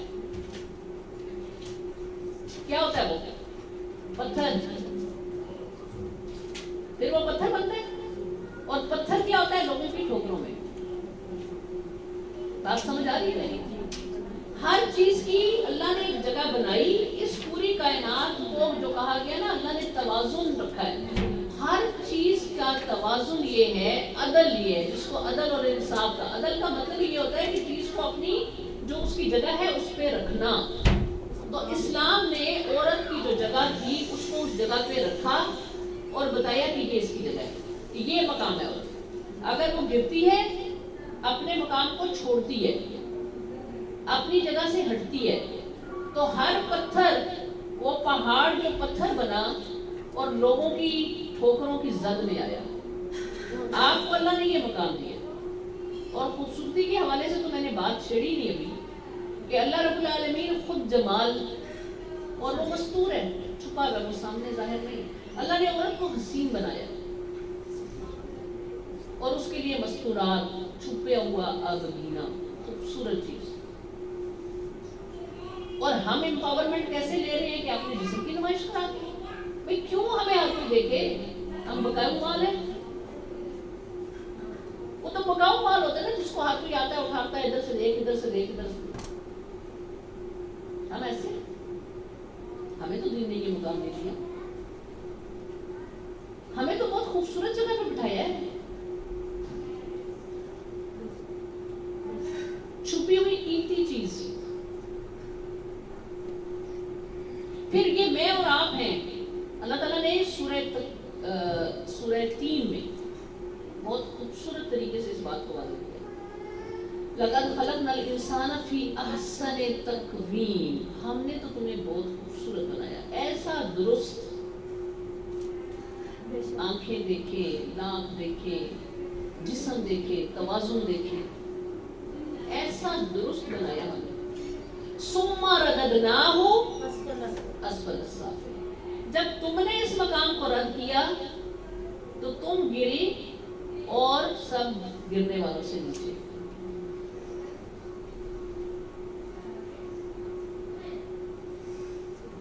تو ہر انسان کا جو اپنا مقام ہے، آج بھی عورت اپنا مقام قائم رکھنا چاہتی ہے. اسے پتا ہونا چاہیے میں رب کی طرف سے ڈیوٹی پہ آئی ہوں، رب نے مجھے یہ مقام دیا ہے. یہ معاشرہ، یہ لوگ اگر نہیں دیتے، اگر ایک فرد نہیں دیتا، دو نہیں دیتے، مجھے، میں نے جواب دہی وہاں جا کے کری. میں اس ڈیوٹی پہ کھڑی ہوں. اور ایک با کردار عورت، ایک با کردار عورت، ان مردوں کی جرت نہیں ہوتی اس کے آگے بولنے کی. یہاں پہ ایک بائی دا وے میں ایک واقعہ آپ کو سناؤں گی. میرے والد صاحب نے مجھے سنایا. میرے والد صاحب کہتے ہیں کہ ایک دفعہ وہ ایک پبلک ٹرانسپورٹ میں سفر کر رہے تھے، تو وہ کہنے لگے کہ میرے ساتھ ایک شخص بیٹھا ہوا تھا، اس کی بازو یہاں سے کٹی ہوئی تھی. تو سفر لمبا تھا، باتیں ہوتے ہوتے میں نے سیکھی کہ آپ کی یہ بازو کیسے کٹی. سیدھا بازو شاید اس کا یہاں کونی سے آگے کٹا ہوا تھا. انہوں نے کہا، میں نے ان سے پوچھا کہ یہ بازو کیسے کٹا ہوا. تو وہ کہتے ہیں کہ پہلے تو اس نے کہا چھوڑو اس بات کو ہی رہنے. تو میں نے جب اصرار کیا تو اس نے کہا کہ میں، بات لمبی ہے اور ایسا ہے کہ میں نا ایک بہت جانا مانا ڈاکو تھا کسی زمانے میں، پاکستان بننے سے پہلے. تو وہ کہتے ہیں میں بہت بڑا ڈاکو تھا، اور میں لوگوں کے گھروں میں جو ڈاکے ڈالتا تھا تو میں صرف ایک جانگیا پہنتا تھا اور ایک بنیان میں نے پہنی ہوتی تھی، اور باقی سارے اپنے جسم کے اوپر آئلنگ کر لیتا تھا. لائف کوئی چیز لگا لیتا تھا جس سے میں اگر پکڑائی آتا تھا تو سلپ ہو جاتا تھا. اور میں لوگوں کے گھروں میں واردات ایسے کرتا تھا، چھوٹے موٹے گھروں میں نہیں جاتا تھا، میں بڑی بڑی کوٹھیوں میں اور بڑے بڑے محلوں میں ڈاکے ڈالتا تھا. تو اس نے کہا کہ میں رسی چھت کے اوپر کسی دن میں وہ لوکیٹ کر لیتا تھا، اور رات کو میں چمنی شمنی کے اوپر رسا پھینک کے اور اس کے ذریعے سے میں اوپر چڑھتا تھا. تو وہ کہتے ہیں کہ پنڈی میں یا کسی بھی علاقے میں اس نے بتایا کہ کوئی سکھ تھا اور اس کی بہت بڑی حویلی تھی، بڑا مالدار ٹائپ سکھ تھا. اس کے گھر میں نے چوری کا ارادہ کیا. تو رات جو ہے وہ میں دن کو لوکیشن دیکھا یا رات کو میں نے جا کے، اور مجھے یہ پتا تھا کہ سکھ جو ہے وہ کہیں اپنے بزنس کے حوالے سے کہیں پہ نہیں ہے، گھر پہ نہیں ہے، اور ڈبل سٹوری شاید اس کی بلڈنگ تھی اور بہت بڑا اس کا گھر تھا. تو میں رات جس وقت میں نے وہاں پہ گیا اور میں اس کی بیوی جو تھی اس کے کمرے تک پہنچ گیا. تو جیسے ہی کھٹکا ہوا میں اندر پہنچ چکا تھا. اس نے مجھے دیکھا اور وہ اپنے بستر پہ سیدھی ہوئی، مطلب وہ لیٹی ہوئی تھی اور وہ اٹھ کے بیٹھ گئی. اور اس نے اپنے تکیے کے نیچے سے وہ کر کے جتنی چابیاں تھیں وہ میری طرف اچھال دی، جو کچھ لے جانا لے جاؤ۔ وہ کہتا ہے میں ایک پرنا سا میرے پاس ہوتا تھا، پرنا میں نے جتنے زیور شیور جو کچھ تھا ساری اس کی تجوریاں خالی کی باندھ دی۔ وہ دیکھتی تھی خاموشی سے، اس نے کسی کو نہیں بلایا، کچھ نہیں ہوا، سارا میں نے بھر دیا۔ پھر جب میں جانے لگا ایک دم مجھے اس کے ہاتھوں میں اور کانوں میں پڑی ہوئی چیزوں کی طرف میرا خیال گیا، تو لالچ میں نے کہا یہ بھی اتروا دو۔ وہ کہتا ہے میں اس کی بستر کی طرف آگے بڑھا اور وہ کہتا ہے کہ اس عورت نے جیسے ہی میں نے ہاتھ آگے کیا اس نے سمجھا کہ یہ میرے ساتھ غلط نیت سے میری طرف آ رہا ہے، اس نے میرا بازو یہاں سے پکڑا اور وہ کہتے ہیں اس کی گرپ اتنی تھی کہ میرے پورے جسم پہ لرزہ طاری ہو۔ ڈاکو ہے، قابو کسی سے نہیں آتا، اور وہ سکھ عورت ہے، کردار یہ ہوتا ہے۔ وہ کہتا ہے اس نے مجھے یہاں سے پکڑا اور میں اس سے اپنی بازو نہیں چھڑا سکا، اور میں نے جو اپنے پاس خنجر ہوتا تھا اس سے میں نے اپنی بازو کاٹی، اور اس کے بعد سکھ عورت، اس کو کہتے ہیں کردار۔ یہ واقعہ میں نے آپ کو اس لیے یہاں بتایا کہ ہمارے والد صاحب نے، ہم بہت بڑی مجھے نہیں یاد لیکن مجھے یہ واقعہ آج تک یاد ہے، مجھے نہیں یاد میری کیا ایج تھی، لیکن یہ واقعہ ایسا تھا کہ جس نے آج تک ہمیں بتا دیا کہ عورت کا کردار کیا ہوتا ہے۔ کوئی عورت یہ نہیں کہہ سکتی، اس کے اندر اللہ تعالیٰ نے انڈیکیٹر لگایا، اس کو پتا ہوتا ہے، اس نے اپنی لمیٹیشن خود طے کرنی ہوتی ہے کہ کس لمٹ تک کوئی میرے قریب آ سکتا ہے۔ تو اسلام میں آپ یہ دیکھیں گے کہ میرے پاس لسٹ نہیں ہے اس وقت، میں آپ کو بتاؤں کہ عورتوں نے کیا کیا کارنامے سارے جانا۔ ہمیں یہ لگتا ہے کہ ہمیں چادر اور چار دیواری کا پابند کر دیا گیا، ایسا دین نے بالکل نہیں کیا، یہ غلط انٹرپریٹ کیا جاتا ہے۔ جو آپ کو حدود اور شرائط جو رکھی گئی ہیں وہ آپ ہی کی نقل و حرکت کو منظم کرنے کے لیے رکھی گئی۔ کیوں؟ اس لیے کہ آپ کو پتہ ہے کہ جانور بھی جو باندھا جاتا ہے نا وہ بھی کسی کھونٹے سے باندھا جاتا ہے، اور پھر اس کی ایک مناسب حد تک رسی رکھی جاتی ہے، اور وہ رسی اگر زیادہ کھلی ہو نا تو وہ اپنے ہی بال میں آ کے گر بھی جاتا ہے، مر بھی جاتا ہے۔ ہوتا ہے ایسا، زیادہ لمبی رسی ہو جاتی ہے نا تو وہ اپنی رسی کے بال میں آ جاتا ہے۔ اس کی ایک مناسب رسی ہوتی ہے جس کے اندر وہ اپنے کھونٹے کے گرد جھولتا بھی ہے اور وہاں سے وہ چارہ بھی کھاتا ہے، اپنی ضروریات پوری کرتا ہے۔ تو مرد کو بھی اللہ نے ایسا نہیں ہے کہ اس کو بے مہار چھوڑ دیا کہ جاؤ جس مرضی کھیت میں گھس جاؤ، اس کو بھی چار بنیادی حیثیت سے اس کے بھی اس کا مقام ڈیفائن کیا ہے اور اس کا ذمہ داریاں ڈیفائن کی۔ وہ آپ سے بہت زیادہ ذمہ داری ہے، وہ باہر کی دنیا کی ذمہ داری ہے۔ آپ کو جو ذمہ داری دی ہے وہ چادر چار دیواری کے اندر کی جو بات آتی ہے اور بڑی ہمیں کھلتی ہے عورتوں کو کہ اے ہم تو وہ بیویوں تمہیں محفوظ کرنے کے لیے آبگینوں کو،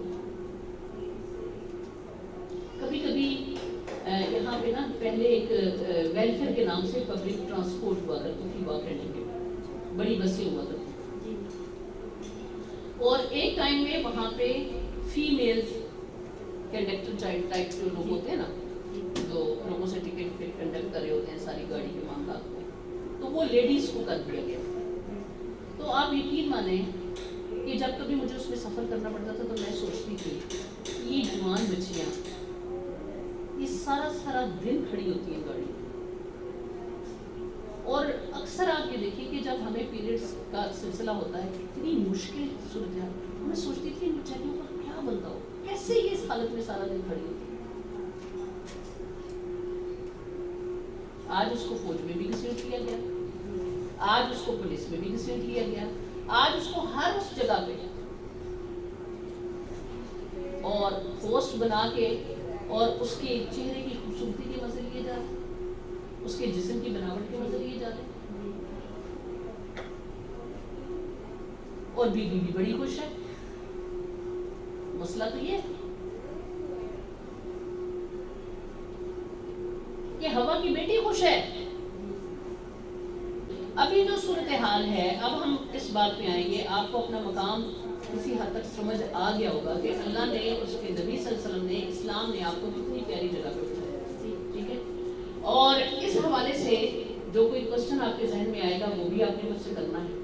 ہم یہاں پہ اس لیے بیٹھے ہیں کہ ہم دیکھیں سیرت محمد صلی اللہ علیہ وسلم، وہ جس نے معاشرے کو 23 سال کے اندر وہ قوم، وہ مرد کی حیثیت سے بھی، وہ عورت کی حیثیت سے بھی، وہ معاشرتی پہلو سے بھی، وہ معاشی پہلو سے بھی، وہ قانونی پہلو سے بھی، وہ تعلیمی لحاظ سے بھی، وہ اخلاقی لحاظ سے اس منزل پہ پہنچی ہے، اور دنیا پہ حکومت کرنے کے حوالے سے مطلب کوئی شعبہ ایسا نہیں ہے کہ جس میں آپ کی کہ کوئی ویکنس۔ بہترین لوگ 23 سال میں تیار ہوئے، اور اس پہ فوکس کس کو کیا گیا؟ فاطمہ رضی اللہ کا گھرانہ آپ دیکھیں۔ ایک طرف میں نے نبی صلی اللہ علیہ وسلم کے گھرانے کی آپ کو تصویر بتائی کہ وہاں پہ ایک شوہر ہونے کی حیثیت سے اپنی بیویوں کو کیسے فیسیلیٹیٹ کیا ہے۔ ایک اور تصویر دی کے دیکھیں کہ فاطمہ رضی اللہ تعالیٰ، لاکھوں درود و سلام ان ہستیوں پہ جنہوں نے اپنی جانوں پہ سختی سہی ہے اور میرے اور آپ کے لیے مثال بنی، کہ وہ خاتون جنت جن کے لیے 8 سالہ زندگی ہے اور 5 حمل ہے، اور اس میں آپ دیکھ سکتے ہیں کہ یا وہ حمل سے ہیں یا رضاعت پیریڈ ہے، دودھ پلانے والی ماں۔ اور علی رضی اللہ تعالیٰ، ان کا کیا سلسلہ ہے؟ یہودی کے گھر پانی کی مشقیں ڈالتے ہیں، معاملہ طے ہوا 3 یا 5 مشقوں پہ، اس نے کہا کہ مزید 2 اور ڈال دیں، اس کے عوض کھجوریں دینی تھی، کہا میرا آج کا کام پورا ہو گیا، جو میں نے عہد تم سے باندھا تھا۔ یہ مثال کیوں دی؟ کہ دنیا ان کے اندر نہیں ہے، اور وہ جو ضرورت ہے ڈیلی بیسس پہ اس کے مطابق کام کرنے کا۔ اور نکاح جس حالت میں ہوا ہے نبی صلی اللہ علیہ وسلم کی بیٹی کا، کہ ایک زرہ ہے اور وہ بھی نیلام کی گئی، اور جب صحابہ کو مقصد پتا تھا تو وہ خریدی گئی مہنگے دام، اور اسی سے سارا شادی کا بندوبست کیا گیا، اسی سے جہیز بنایا گیا، اسی سے سارا بندوبست کیا گیا، ولیمہ کی بھی دعوت اسی سے۔ اس حالت میں اللہ کے نبی صلی اللہ علیہ وسلم کی بیٹی خاتون جنت اپنے گھر کو رخصت ہوئی، اور پھر اس گھر کے اندر جا کے حالات یہ ہیں کہ وہ اگر آٹا نصیب ہو گیا ہے، پیسا بھی خود ہے، چکی پہ پیسا بھی خود ہے، گوندا ہے، اور 3-3 4-4 دن کا فاقہ ہے۔ آپ سیرت کی بکس میں پڑھیں، انسان کے رونگٹے کھڑے ہو جاتے ہیں کہ وہ آٹے کو مکی لگاتی ہے، ان کے ہاتھ نہیں لگے، مکی نہیں لگے، ہمت نہیں ہے، اتنی ویکنس ہے، اور پھونکنی مار مار کے لکڑیاں جلاتی ہیں، اور اس کی ساری گرد بھی آ رہی ہے، اور آپ سوچیں کہ پریگننسی میں ایک عورت کی کیا کیفیت ہوتی ہے، اور اس کے دوران ایسے پھونکنی تو ان کے معلوم کیا کیفیت، پھر فاقہ بھی ہے، پھر گھر کے سارے کام ہیں، پانی تک دھو کے لانا ہے، چکی پیسنا ہے، یہاں تک کہ شوہر دیکھتے ہیں اور وہ کہتے ہیں کہ کچھ غلام اور کنیزیں آئی ہیں، اور وہ جائیں آپ بھی اپنے بابا جان سے کہیں کہ آپ کو ایک کنیز دی جائے، آپ کا حال کوئی نہیں رکھتا۔ اور میں پڑھ رہی تھی کہ فاطمہ رضی اللہ عنہا بخار میں پوری رات انہوں نے عبادت کی، اور صبح اٹھ کے وہ چکی پیس لی ہیں، تو علی رضی اللہ عنہ نے کہتے ہیں کچھ رحم کریں فاطمہ، سر آپ نے رات عبادت کی، اس حالت میں بھی عبادت کی، آپ کو بخار ہے، اور صبح آپ پھر گھر کے کام میں جت گئی ہیں، کچھ رحم کریں اپنے۔ تو ان کا رب رات کو رب کو راضی کیا اور دن کو اپنے شوہر کو راضی کیا۔ اور علی رضی اللہ عنہ کے اصرار کرنے پہ نبی صلی اللہ علیہ وسلم کے پاس گئی ہیں، لیکن شرم سے کہہ نہیں سکتی، شرم سے کہہ نہیں سکی کہ مجھے بھی کوئی سرونٹ دے۔ اور پھر علی رضی اللہ عنہ نے ان کا پیغام پہنچایا۔ انہوں نے جا کے کہا کہ فاطمہ آپ کے پاس اس لیے آئی تھی۔ تو نبی صلی اللہ علیہ وسلم نے کیا کہا کہ میری بیٹی آپ بہت تھک جاتی ہیں تو آپ یہ تسبیح پڑھا کریں، آپ کی تھکاوٹ اتر جائے گی۔ تسبیح فاطمہ کے نام سے جو مشہور، سبحان اللہ والحمدللہ اللہ اکبر، 33 33 اور 34 بار۔ مجھے بتائیں، جو کنیز اور غلام آئے تھے، کہا یہ اصحاب صفا کے لیے جو لوگ دین کی خدمت کریں، جو قرآن کی خدمت کریں۔ اور میں یہ سوچتی ہوں کہ کتنی بڑی حکمت تھی اس فیصلے کے پیچھے۔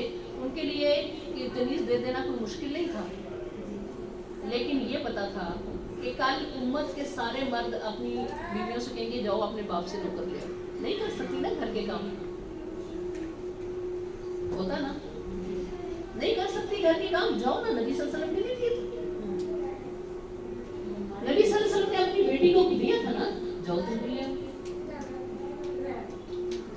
یہاں پہ ضرور یہ بات آ جاتی، باقی کوئی بات پوری کرتے یا نہ کرتے، یہ کہتے کہ جاؤ۔ تو وہ ہستی ہیں جنہوں نے اپنے اوپر سختیاں سہی ہیں اور ہمیں یہ گھرانہ بتایا۔ علی رضی اللہ تعالیٰ لکڑیوں کا ایک گٹھا جنگل سے لے کے آتے ہیں، اور ظاہر عرب کی گرمی ہے، اور گھر کے اندر داخل ہوئے ہیں۔ فاطمہ رضی اللہ تعالیٰ کو آواز دیا کہ گٹھا ان کے ساتھ نیچے اتارے۔ فاطمہ رضی اللہ تعالیٰ بھی ظاہر گھر میں عورت کسی نہ کسی کام میں مصروف ہوتی ہے، ان کو آنے میں تھوڑا سا ٹائم لگ گیا، تو غصے سے، انسان ہے نا، فرشتے نہیں ہیں، جذبات، احساسات، گوشت پوشت اسی طرح کے ہمارے جیسے انسانوں کی طرح ان کے بھی گوشت، ان کے بھی جذبات ایسے، تو غصے میں وہ گٹھا اٹھا کے پھینکا اور گھر سے چلے۔ نبی صلی اللہ علیہ وسلم آئے تو انہوں نے پوچھا کہ فاطمہ رضی اللہ سے کہ علی رضی اللہ کون ہے، علی کہاں؟ تو انہوں نے بتایا کہ اس طرح سے وہ آئے تھے اور یہ گٹھا اٹھایا ہوا تھا، تو مجھے آنے میں تھوڑا ٹائم لگ گیا۔ تو وہ ناراض ہو کے چلے،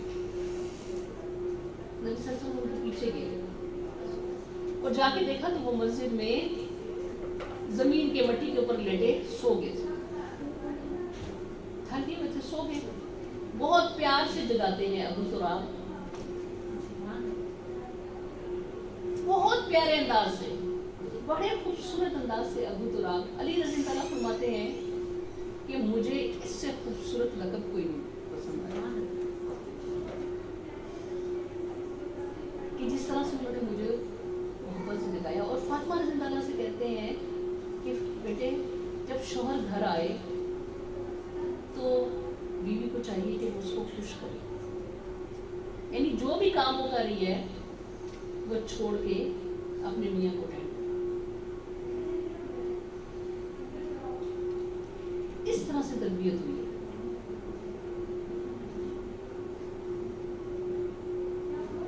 اور قرآن پاک میں بھی جہاں پہ بھی بات آئی ایک نیک صالح عورت کے لیے پہلی بات یہ آئی اطاعت کرنے والی۔ کیوں؟ بعد میں بات آئی ہے کہ روزے رکھنے والی، صدقہ کرنے والی، یہ کرنے والی، اطاعت، شوہر کی اطاعت۔ اللہ نے جو ایک یونٹ بنایا ہے نا، اس میں بہرحال مینجمنٹ کے حوالے سے کوئی اوپر ہوگا اور کوئی ماننے والا ہوگا، تو یہ جو شوہر ہے یہ اس کے تحت اس بیوی کو دیا، یہ اس ایک شخص شوہر کی بات مان کے چلے گی، تو جو اس کے بیٹے ہیں ان کو تو کہا گیا تمہارے اوپر تمہارا ہاتھ تمہاری ماں کا۔ یہ چین سمجھ آتی ہے آپ کو کہ آپ نے تو یہاں پہ شوہر کی اطاعت کرنی ہے، آپ نے ایک مرد کی اطاعت شوہر کی حیثیت سے آپ جب کر رہی ہیں تو آپ کے 3 بیٹے ہیں، 2 بیٹے ہیں، ایک اس کو آپ کے پیچھے کہ وہ آپ کی حق ادا کرے گا تو تب اس کا تو کہیں چھوڑا گیا۔ اب شوہر کی اطاعت کرنے والی بیوی اگر اس کے 5 بیٹے ہیں تو پانچوں کو کہا گیا کہ پہلے تمہاری ماں. اور پھر اتنی خوبصورت بات کہا، ایک صبح ایک شام بوڑھے ماں باپ خاص طور پہ ماں کو صرف مسکرا کے یوں دیکھ لینا، صرف مسکرا کے دیکھا ہے، کچھ خدمت نہیں کی، صرف مسکرا کے اپنی ماں کو دیکھ لینا حج عمرے کے برابر سے. حج عمرہ آسانی سے ہو جاتا ہے. جھک کے رہنا ہے، جھک کے ماں کے آگے جھک کے رہنا. یہ جو اتنا پیارا مقام ہے، یہ اتنی پیاری جگہ ہے. اب مجھے یہ بتائیں کہ یہ جو خوبصورت جگہ ہے، اس پہ اگر ایک عورت کو بٹھایا گیا ہے، اس کے پیچھے ساری کہانی کیا ہے کہ وہ جو نسل انسانی کو جنم دینے والی ہے، اور وہ نسل انسانی کا بچہ جو اپنے جسم سے چونٹی الگ نہیں کر سکتا، اتنا بے بس ہے، اس کو اپنے دودھ سے، اپنے اشیر سے اس کو سینچنا، اس کی پرورش کا واحد ذریعہ ہی وہ. اور پھر آج سائنس بھی یہ بات پروف کرتی ہے کہ وہ صرف اشیر نہیں جا رہا ہوتا، وہاں پہ وہ سارا کردار جا رہا ہوتا، وہ ساری سوچ جا رہی ہے، وہ سارا اخلاق جا رہا ہے. اور یہاں یہ جو بچہ اٹھ رہا ہے، یہ جو پل رہا ہے، یہاں سے جو تیار ہو کے جا رہا ہے، پھر یہ معاشرے میں ساری باغ دوڑ سنبھالتا ہے، پہلے اس گھر کی اور بعد میں پورے معاشرے کی. تو جب یہ گود یہ اس کو کمزور کرے، پھر وہ معاشرہ، وہ مرد معاشرے میں کیسے. آج گھروں کی جو صورتحال ہے، یہ اٹھ کے باہر آ گئی ہے، اور یہاں جو پلنے والا تھا وہ ادھر ادھر ادھر ادھر ادھر ٹھک رہے ہیں. ایسا ہوا. پھر اس نے اس کے مقام کو سمجھنا کیسے تھا، کیسے سمجھنا تھا. جب ہم نے مقام سمجھایا ہی نہیں، تو سیرت محمد صلی اللہ علیہ وسلم کا جو پیغام ہے اس کو سمجھے. اپنی جگہ، میری جگہ کیا ہے، اپنی جگہ، اپنے مقام کو سمجھیں. اس مقام کے مطابق آپ ایک بیٹی کی حیثیت سے بھی موجود ہیں، آپ ایک بہن کی حیثیت سے موجود ہیں، آپ ایک بیوی کی حیثیت سے ہیں، آپ ایک ماں کی حیثیت سے ہیں. آپ کی لمیٹیشن کیا ہے، کیا حدود اللہ نے بنا دی ہے، کتنی اللہ نے آپ کی رسی کھلی رکھی ہے، یہ آپ کی حدود ہے، اس کے اندر آپ نے دائرہ کار میں رہنا ہے. اس کو خود تلاش کریں. کوئی بہت مشکل چیز نہیں. نیکی اور بدی یہاں اندر آپ کے رکھی ہوئی ہے، اندر. آپ کہہ نہیں سکتی کہ مجھے نہیں پتا چلتا. اور اس کے مطابق جب آپ زندگی کو لے کے چلیں گی، زندگی بہرحال محاذ ہے. یہ لکھ کے کہیں اپنے پاس رکھ لیں. زندگی محاذ. محاذ پہ کیا ہوتا ہے؟ محاذ کا لفظ پتہ ہے؟ محاذ کہتے ہیں بارڈر لائن، جہاں پہ گولہ بارود پھٹ رہا ہوتا ہے، جہاں آئے دن گولہ بارود پھٹتا ہے، جنگ کا محاذ. تو زندگی محاذ ہے، اور یہاں کی مکھی لڑائی ہو رہی ہے ہر ایک کے لیے، ہر ایک کے لیے. چاروں طرف سے فائرنگ ہو رہی ہے، چاروں طرف سے ایسے، کیونکہ شیطان چاروں طرف سے آپ کے اوپر اٹیک کرتا ہے. یہ اس نے اللہ کو چیلنج کیا ہے کہ میں چاروں طرف سے آؤں گا. دو طرف رہ گئی ہیں، ایک جب آپ اور ایک آپ سجدے میں. یہ دو کیفیت آ گئی. کتنی ماؤں کا یہ سلسلہ ہے.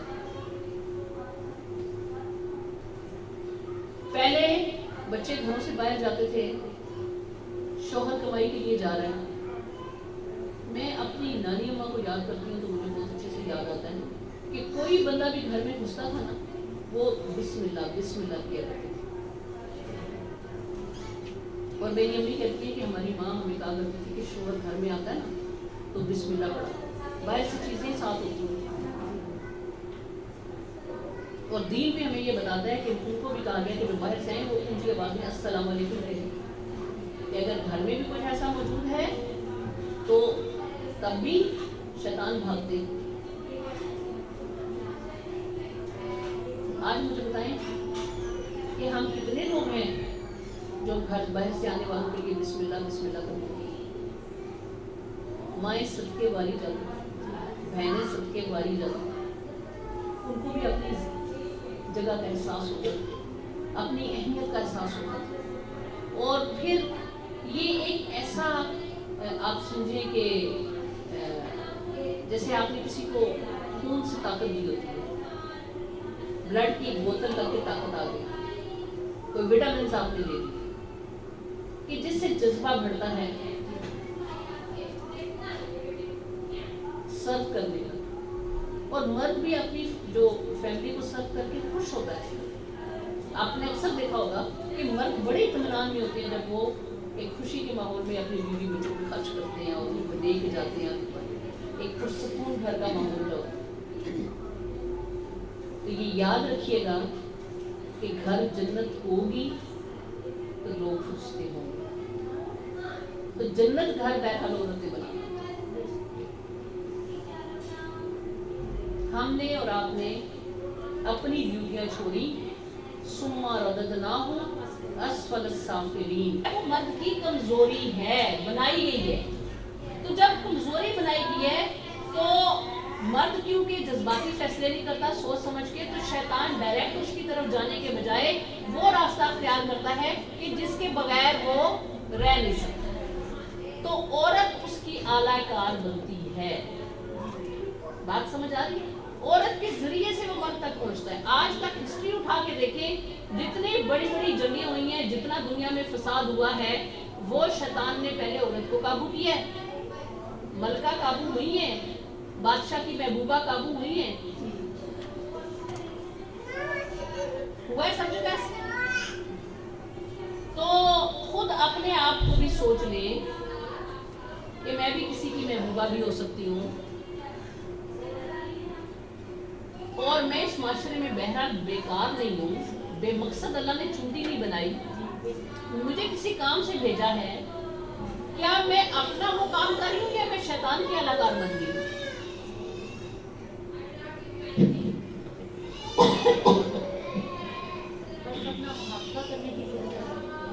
इस बात को जरा चेक करें।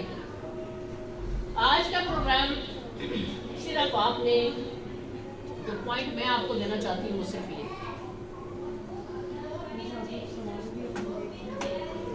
अपने आप को चेक करें। मुझे अल्लाह ने कहाँ बिठाया, सारी बात वाज़ेह, मुझे अपना मकाम समझ आ रहा है। अब क्या मैं शैतान की खुदा न खास्ता आला कार तो नहीं हूँ? मुझे एक मकसद के तहत इस दुनिया में भेजा गया, मेरा एक मुकाम रखा गया। क्या मैं उस अपने मुकाम से, क्या शैतान ने मुझे उचका? जब आप अपनी जगह से हटेंगे ना तो वो उचकेगा। एक चीज जो है या जमीन पे हो सकती है या आसमान पे हो सकती है, जब आप मुअल्लक होते हैं आपको, कि शैतान ने उचक के मुझे सब निचलों से निचला तो नहीं कर दिया। और उसके स्लोगन क्या है? Women empowerment, हुकूके निस्वान। ये स्लोगन आपके सामने उसने रखे हैं और आपको उसने यूज किया। और आप ये देखें, यूरोप के माशरे की औरत पहले काबू की गई, आज खानदानी निजाम वहां पे खत्म है, टोटल खत्म। आज वहां फैमिली की डेफिनेशन क्या है? एक औरत 2 कुत्तों के साथ रहती है, वो कहती है ये मेरी फैमिली है। 2 पेट है उसके पास, कोई भी मर्द है बगैर निकाह के उसके साथ है वो, दैट्स फैमिली। क्या आप मिलके रह रहे हैं, बस फैमिली है? क्या यही फैमिली है? और थोड़ा सा गौर करें आपके बड़े शहरों में क्या हो रहा है, जाएं देखें। इसलिए कि हम अपनी तालीमात को भूल गए हैं। शैतान जिस सोसाइटी में कैसे चेक होगा?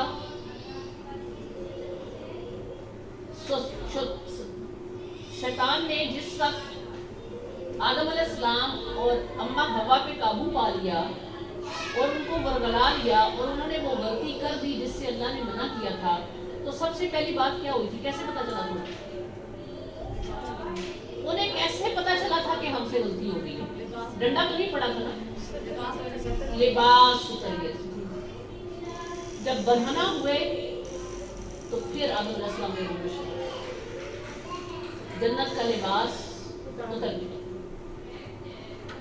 आज भी शैतान जिस माशरे में घुसता है उसकी पहली पहचान ये है कि वहाँ की औरत, वहाँ का मर्द बरहना हो जाता है, ठीक है। और सलाब अगर अचानक भी आ जाता है तो फिर आप क्या करते हैं कि अब मजबूती से आप खड़े होके खुद अपने पाँव जमाते हैं, 2-4 को बचाने की कोशिश करते हैं, या फिर बह जाते हैं। यही होगा ना। तो सैलाब आ गया, जिस मरियम ने कहा कि रीशेपिंग ऑफ दिस सोसाइटी, और वो औरत करेगी। इस हवाले से थोड़ा सा आप देखें, बेटी घर में पैदा होती है, सबसे पहले शक्ल कौन बनाता है, मुंह कौन बनाता है? सास, वो माँ है ना। वो कौन है? औरत, नन, औरत खुद। अभी मेरा ख्याल है 2 दिन पहले या 1 दिन पहले मुझे मेरे किसी बच्चे ने कहा कि एक औरत ने हॉस्पिटल की बिल्डिंग से नीचे छलांग लगा दी कि उसके यहाँ तीसरी बेटी पैदा हुई। क्यों मजबूर हुई वो? बोले इतनी अजियत से गुजरने के बाद बच्ची पैदा करके वो क्यों मजबूर हुई? उसमें जो मर्द है ना, हम तो मर्द को हाईलाइट करते हैं ना कि खामद ने ये कह दिया, और खामद, उस खामद के पीछे उसका दिमाग किसने बनाया? आप इनकार कर सकते हैं? आज बहू की जिंदगी जो जीवन की हुई है वो किसने की हुई है? और बहू अगर डोमिनेट है तो सास की, उस माँ की जिंदगी किसने जीवन की? और अल्टीमेट उस मर्द को किसने वक्त किया? आज एक औरत लिपस्टिक लगा के सब्जी लेने तो जाती है, लेकिन शौहर जब घर में आता है तो मुंह हाथ, क्या कहते हैं, सर झाड़ फाड़। फिर जब वो दूसरी औरतों में नजर करता है, बाहर उसकी तवज्जो होती है बैठी। तो तालीमात क्या थी कि मर्द घर में आए तो औरतों ने खुश करना, कि काम करते हुए भी वो छोड़ के आएगी, और शौहर के आने से पहले अगर उसके, जैसे तो अभी टाइमिंग होते हैं कि मर्द के आने का टाइम, अपने घरों के काम को खत्म करके अपने आप को ड्रेसअप करेगी। उसके जो चीज़ वो बाहर देखना चाह रहा है, जो वीडियो में देखना चाह रहा है, जो दूसरी औरतों में देखना चाह रहा है, उसको प्रोवाइड करे ना घर। इसलिए कि आप जायज तरीके से करें, उस पर आपको नेकी अजर मिलेगा, अजर। मैम एक बात करूं जी ना, मेरी सास ने जब खाला जान की थी और चची की थी, तो मेरे शौहर जब घर से जाने लगते थे ना तो मैं काम में लगी रहती थी, यानी कुछ दिन ही ऐसे हो गए। तो मेरी खाला ने कहा है कि काम तो सारी जिंदगी होते रहते हैं, जब शौहर जाए ना काम छोड़ के ना तुम इसको अल्लाह हाफिज किया करो, इसके आयतल कुर्सी पढ़ के इसे अल्लाह के हवाले किया करो। तो वो दिन है और आज का दिन है, ये मैंने अपने पल्ले से बात मान ली। और मैं कुछ भी कार्य होती हूँ ना, तो मैं सारे काम छोड़ के तो उनके साथ पीछे जाती हूँ और उन्हें इसी तरह रुखसत करती हूँ। यहाँ औरतें सो रही होती हैं, मर्द को नहीं उठ सकती, नाश्ता ही नहीं दे सकती, वो किस वक्त क्या है। फिर अगर वो बाहर बैठ के किसी के साथ नाश्ते कर लेता है, उसको एंजॉयमेंट मिलती है, तो फिर बात तो बढ़ेगी। अब मेरे शौहर भी मुझे कहते हैं अब दूल्हा जाने लगा है, मैंने तो पढ़ के फूट दिया है, अब तू भी उस पर सूते पढ़ के फूट देना। तो बेटे पर भी फिर पहले तो सुबह नमाज के साथ हम जब कुछ पढ़ते हैं सब पे दुआ भी ये कल्चर जी। मैं ये कहना चाह रही थी कि हमें अपने मर्द से यानी शौहर से तो ये सारी चीज़ें चाहिए, लेकिन औरत की हैसियत से हम अपने बच्चे की तरबियत नहीं कर रहे कि वो आने वाली जो हमारे घर आ रही हैं उनके लिए भी वो सारी फैसिलिटेशन पैदा करें। देखिए एक औरत मैं कहती हूँ उसके साथ ज्यादती होगी, उसका शौहर ऐसा था, हमारा शौहर बहुत वो था, हमें सास ने वो मकाम नहीं दिया, हमें ससुराल वालों ने मनी किया, मान गए, ठीक हो गया, क्या करें, लकीर पीटने बैठते हैं कितनी देर। भाई कम से कम जो तुम्हारी गोदों में बच्चे आए हैं उनको तो ये सिखाओ कि तुमने ऐसे आगे नहीं करना, आप तो कम से कम वो चीज़ ना बने। ज़्यादा टफ टाइम वो सांसें देती हैं जिन्होंने अपना टाइम बहुत अच्छा गुजारा। ये मैंने बहुत एग्जांपल्स देखी हैं, अपना ने बहुत अच्छे से जो है उन्होंने अपने राज किया, अपनी बहुओं को आगे टफ टाइम देती है, वो हमेशा राज करना चाहते हैं। ये मेंटालिटी और ये भी औरत की मेंटालिटी, ठीक है। जिन्होंने बुरा टाइम गुजारा होता है उनको भी होता है। हाँ, जिन्होंने दोनों चीजें, ये भी बात बिल्कुल सही है कि जिन्होंने खुद बुरा टाइम गुजारा होता है, सारे डॉक्टर हाँ, तो वो भी एक कोशिश ये करती है कि भाई मैंने जो मेरे साथ ये हुआ तो मैं भी कसर ना रहने दूंगा ना। तो साथ देती है ना भी हम लोगों ने भी हमने भी बड़ा सफर किया बीबी, तुम भी सफर करो, ऐसे नहीं होता। मेरी खाला भी मेरी सास थी, मेरी ताई अम्मा भी मेरी सास थी, फिर मेरी खाला की जल्दी 48 साल की उम्र में डेथ हुई। फिर मेरे चाचा ने 3 साल बाद शादी की, तो हम उन्हें बीबी अम्मा कहते थे। तो वो भी माशाल्लाह बहुत खूबसूरत थी, अच्छी थी, नाइस थी। मेरी तीनों सासें इतनी अच्छी थी कि मैं आप खुशकिस्मत है, लेकिन तमाम लोग खुशकिस्मत नहीं होते। देखिए इस सिलसिले में मैं ये बात करूंगी, एक सास भी अच्छी, दूसरी भी अच्छी, वो बहरहाल चारों इंसान, तीनों इंसान थी। इंसान होने की हैसियत से उनके अंदर कमी कुताही हुई होगी, लेकिन यहाँ जो उनका रिप्रेजेंटेटिव यहाँ बैठ के जो कह रहा है ना, इनके अपने अंदर ये असल है, सही है। जो असल बात है कि इनकी अपने अंदर बात ये होती है कि हमें जो है वो लोगों ने जो टफ टाइम दिया होता है ना, ठीक है, हम क्यों चाहते हैं कि हम भी वो टफ टाइम अगले को दें ताकि यहाँ तसल्ला हो, तसल्ली हो। मेरे चाचा ये जो तसल्ली है ना, ये जो तसल्लियाँ हमने ढूंढ रखी और ये जो सेटिस्फेक्शन है, बात सिर्फ इतनी बात को समझ लें कि ये दुनिया दारे अमल है, दारे जजा नहीं है। आपने कुछ भी बर्दाश्त किया है, आप अपने रब की तरफ से एक ड्यूटी पे आई थी, आपका शौहर, आपका ससुराल, आपके घर वाले, आपके बच्चे, इवन आपको बाय चॉइस नहीं मिले, बाय चॉइस नहीं हुआ, ये अल्लाह ने आपको ये ड्यूटी लगाई है। और उस ड्यूटी में आपने जो तकलीफ भी देखी है उसका अजर भी आपको अल्लाह देगा अगर आपने अपने आप को अपने रब के हवाले किया। जी मैम, मैंने ना जब मेरी शादी हुई तो मैंने अपनी खाला की ज़िंदगी के बारे में सुना, पता चला अपनी ताई अम्मा का भी सबका, तो मैंने ना वो सब के काम छुड़ा दिए। मैंने कहा अब आप काम नहीं करेंगी, मैं हूँ ना, मैं करूँगी काम, सबके काम छुड़ा दिए। जी तो ऑडियंस से सवाल है। जी, तो ये वो कुर्बानी का जज्बा है। मतलब मैंने आपको बताया, अब मेरे पास एक बहुत अच्छा वाक़या मुझे याद आ रहा है, लेकिन मैं उसको बयान करूँगी तो काफ़ी टाइम लग जाएगा और मुख्तसरन बयान करने चाहूँगी इसलिए कि ये आपके लिए एक खातून की, वो किसी होटल में काम करती थी यूरोप में, तो वो एक शख्स जो है वो रोज़ गुजरता था वहाँ से और वो देखता था कि वह जब कभी वो जाता था वो शक्ल की बहुत वाजबी सी थी, लेकिन वो बहुत अच्छे से उसको वेलकम करती थी और 3-3.5 साल वो देखता रहा कि जब कभी भी वो गया है और कोई भी गया है उसने बहुत अच्छे से उनको अटेंड किया। तो उसकी अपनी जो कज़न बीवी थी, घर में बच्चे थे, वो ऐसी थी कि वो घर में कम ही टाइम बैठता, वो कहता था निकल ही जाऊँ, और वो अक्सर आके उस रेस्टोरेंट में बैठता था, उसे वहाँ ज़्यादा सुकून मिलता था। और वो देखता था कि ये खातून, इसके भी मसाइल होंगे, ये यहाँ पे एक वेटर के तौर पे काम कर रही है तो सारे मसाइल हैं तो कर रही है ना, लेकिन कितनी खुश अखलाक। उसने आहिस्ता आहिस्ता इस बिना पे उस औरत से रवाबित बढ़ाया, उसने कहा मैं तुमसे शादी करूँ। मुस्लिम थी तो उसने शादी की उसके साथ और उसने कहा कि मैं तुम्हें अलग घर में एक सुकून वाली ज़िंदगी चाहती हूँ, अलग घर में रखना चाहता हूँ, मेरे बीवी बच्चे ये हैं, लेकिन उसने कहा एक शर्त पे शादी करूँगी, रहूँगी उसी घर में। उसने कहा फिर जब तुम उस घर में रहोगे वहाँ आगे मेरा ये गगर बनती है, तुम्हें वहाँ ले जाके तो मेरा हशर क्या होगा। उसने कहा ये मुझ पर छोड़, मेरी तरफ से आपको कोई गिला नहीं मिलेगा और इंशाल्लाह बहुत सेट हो जाएगा सब। अच्छा, उसका जो दोस्त था, उस शख्स का जो दोस्त था जो पहले उसके घर में जाता था, वो जब गया तो उसने देखा कि बड़ी हैरत की बात है, एक खातून, उसने समझा कि मेड है, उसने कहा, उसने तारुफ कराई ये मेरी बीवी है, दूसरी बीवी, पहली बीवी भी मौजूद है।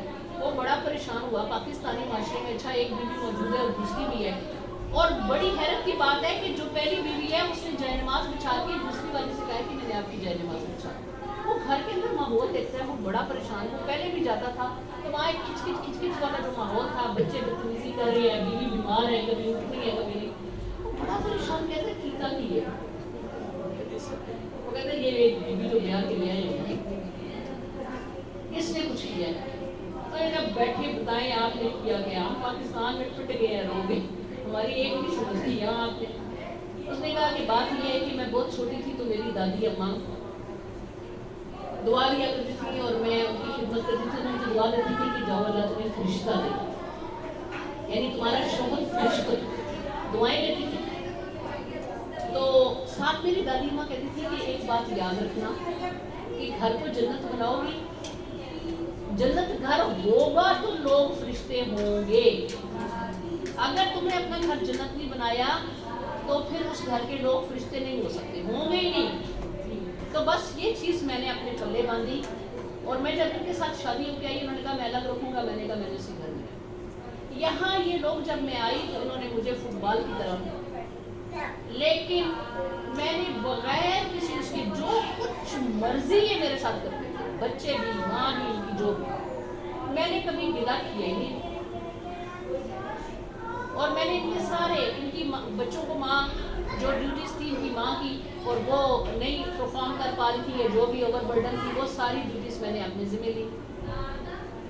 जब बच्चों के सारे काम अच्छे से होने लगे और बड़ी रिस्पेक्टफुल वे में भी होने लगे, तो उन्होंने मुझे वीज़ा देना शुरू किया। और जो मेरी सोकन है, जब इनके भी सारे काम इनकी लाल तान के बावजूद भी मैंने किए और बहुत अच्छे से किए, तो आहिस्ता आहिस्ता ये भी रिस्पेक्ट करने लगी।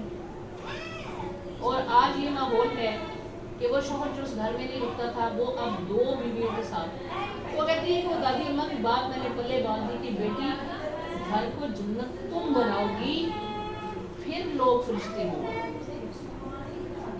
तो हम फार्मूले को ना, हम कहते हैं कि फरिश्ते जो है वो हमें उठा के जन्नत में ले जाएं और मैं बीबी हो रही तो हूरा मलका, तो मेरे लिए तो सर्विंग लोग होंगे, ऐसा नहीं। आप वो सियाने कहते हैं ना कि आप अगर मलका बनना चाहती हैं तो अपने शौहर को बादशाह बनाएं। तो ये वो सारे गुण हैं जो हम शायद उस तरह से प्रैक्टिस नहीं कर पाते। बहुत सारे सर्कमस्टांसेस ऐसे होते हैं, बहुत सारे माहौल ऐसे बनते हैं कि जिसमें हम 100% नहीं दे सकते। हमारी मिसाल उस इंसान की सी है कि जो बादशाह ने वजीर सेलेक्ट करना था और बादशाह 4थी मंजिल पे बैठा है और वो मुख्तलिफ लोग आ रहे हैं और उनसे कह रहे हैं कि हाँ जी वजीर उसने सेलेक्ट करना है, और बंदे आ रहे हैं और वो उनको कहते हैं कि वो नीचे देखो वो पत्थर है ना 4थी मंजिल पे बैठा रोड के ऊपर, एक बड़ा सा पत्थर है, वो कहता है जो इसको उठा के इधर 4थी मंजिल पे ले आएगा, वो जो भी आता है देखता है, कहता है बादशाह सलाम। ये तो बहुत मुश्किल बल्कि नामुमकिन है। एक आया, दूसरा आया, तीसरा आया, चौथा 5वें में से किसी एक ने आके कहा कि ये बादशाह काम तो बड़ा ही मुश्किल। 4थी मंजिल पे ये पत्थर उठा के लाना इंतहाई मुश्किल है, लेकिन मैं कोशिश कर रही। बादशाह ने वजीर सेलेक्ट कर लिया, बादशाह ने वो उठा के नहीं लाया, उसने कहा बहुत मुश्किल नामुमकिन, लेकिन मैं कोशिश करूँ। तो मेरे रब ने जिस ड्यूटी पे आपको भेजा है ना वो बहुत मुश्किल, लेकिन आप हामी तो भरे, उसको आपकी कोशिश पहुंचेगी बस। उसने ये नहीं आपसे पूछना कि तुम फेल हो गई कि पास हो गई, सिर्फ कोशिश। वहां पे आपकी कोशिश नोट डाउन हो रही है, जजा सजा का दिन वहां पे है। मत यहाँ तराजू लगा के बैठ जाए, मैंने ये किया, उसने यूं कर दिया, मैं कब तक करूं, मैं भी तो यूं ही करूं, ये चीज है बस। तराजू यहाँ पे लटका लिया है, अल्लाह ने कहा तराजू वहां पे, यहाँ पे सिर्फ अमल करना है आपने, अल्लाह के बताए हुए तरीके के मुताबिक जिंदगी गुजार के सिर्फ अमल। वहां से जवाब क्या होता है, कैसा रिएक्शन होता है, उसके बारे में आप नहीं जवाब। आपने पॉजिटिव पॉजिटिव पॉजिटिव कोशिश कोशिश कोशिश कोशिश, और उसमें सबसे पहली बात आपने दीन से जुड़े और खानदान के अंदर जो हैसियत और जो मकाम और जो जिम्मेदारी दी गई है, being a mother, being a wife, being a sister, being a daughter, उसको परफॉर्म करने की कोशिश करें। आज फिर माशरा खूबसूरत हो जाए। आज मैंने कहा ना कि वही अखबार मैं आपको सुनाने लगती हूँ कि आप अगर कहते हैं अरब माशरे की ये सूरत हाल थी, तो ऐसा लगता है गोया आज की अखबार पढ़ी जा रही है। तो इस वक्त आप दोबारा नबी में नहीं आना, वो खत्मुल मुरसलीन है, लेकिन वो अपनी सारी तालीमात आपको छोड़ के आप नुमाइंदा हैं उस उम्मत की। तो नुमाइंदगी में ये नहीं है कि आप दरोबाम को सजा लेंगे। और वो रातें कहाँ भूलती थी, वो उम्मती उम्मती की सदाएं, उस रोने को सोचें, सोचें किसी वक्त बैठ के उस रोने को। औलाद के लिए नहीं रोए, उम्मत के लिए रोए, और मेरे और आपके लिए, इन औरतों के लिए।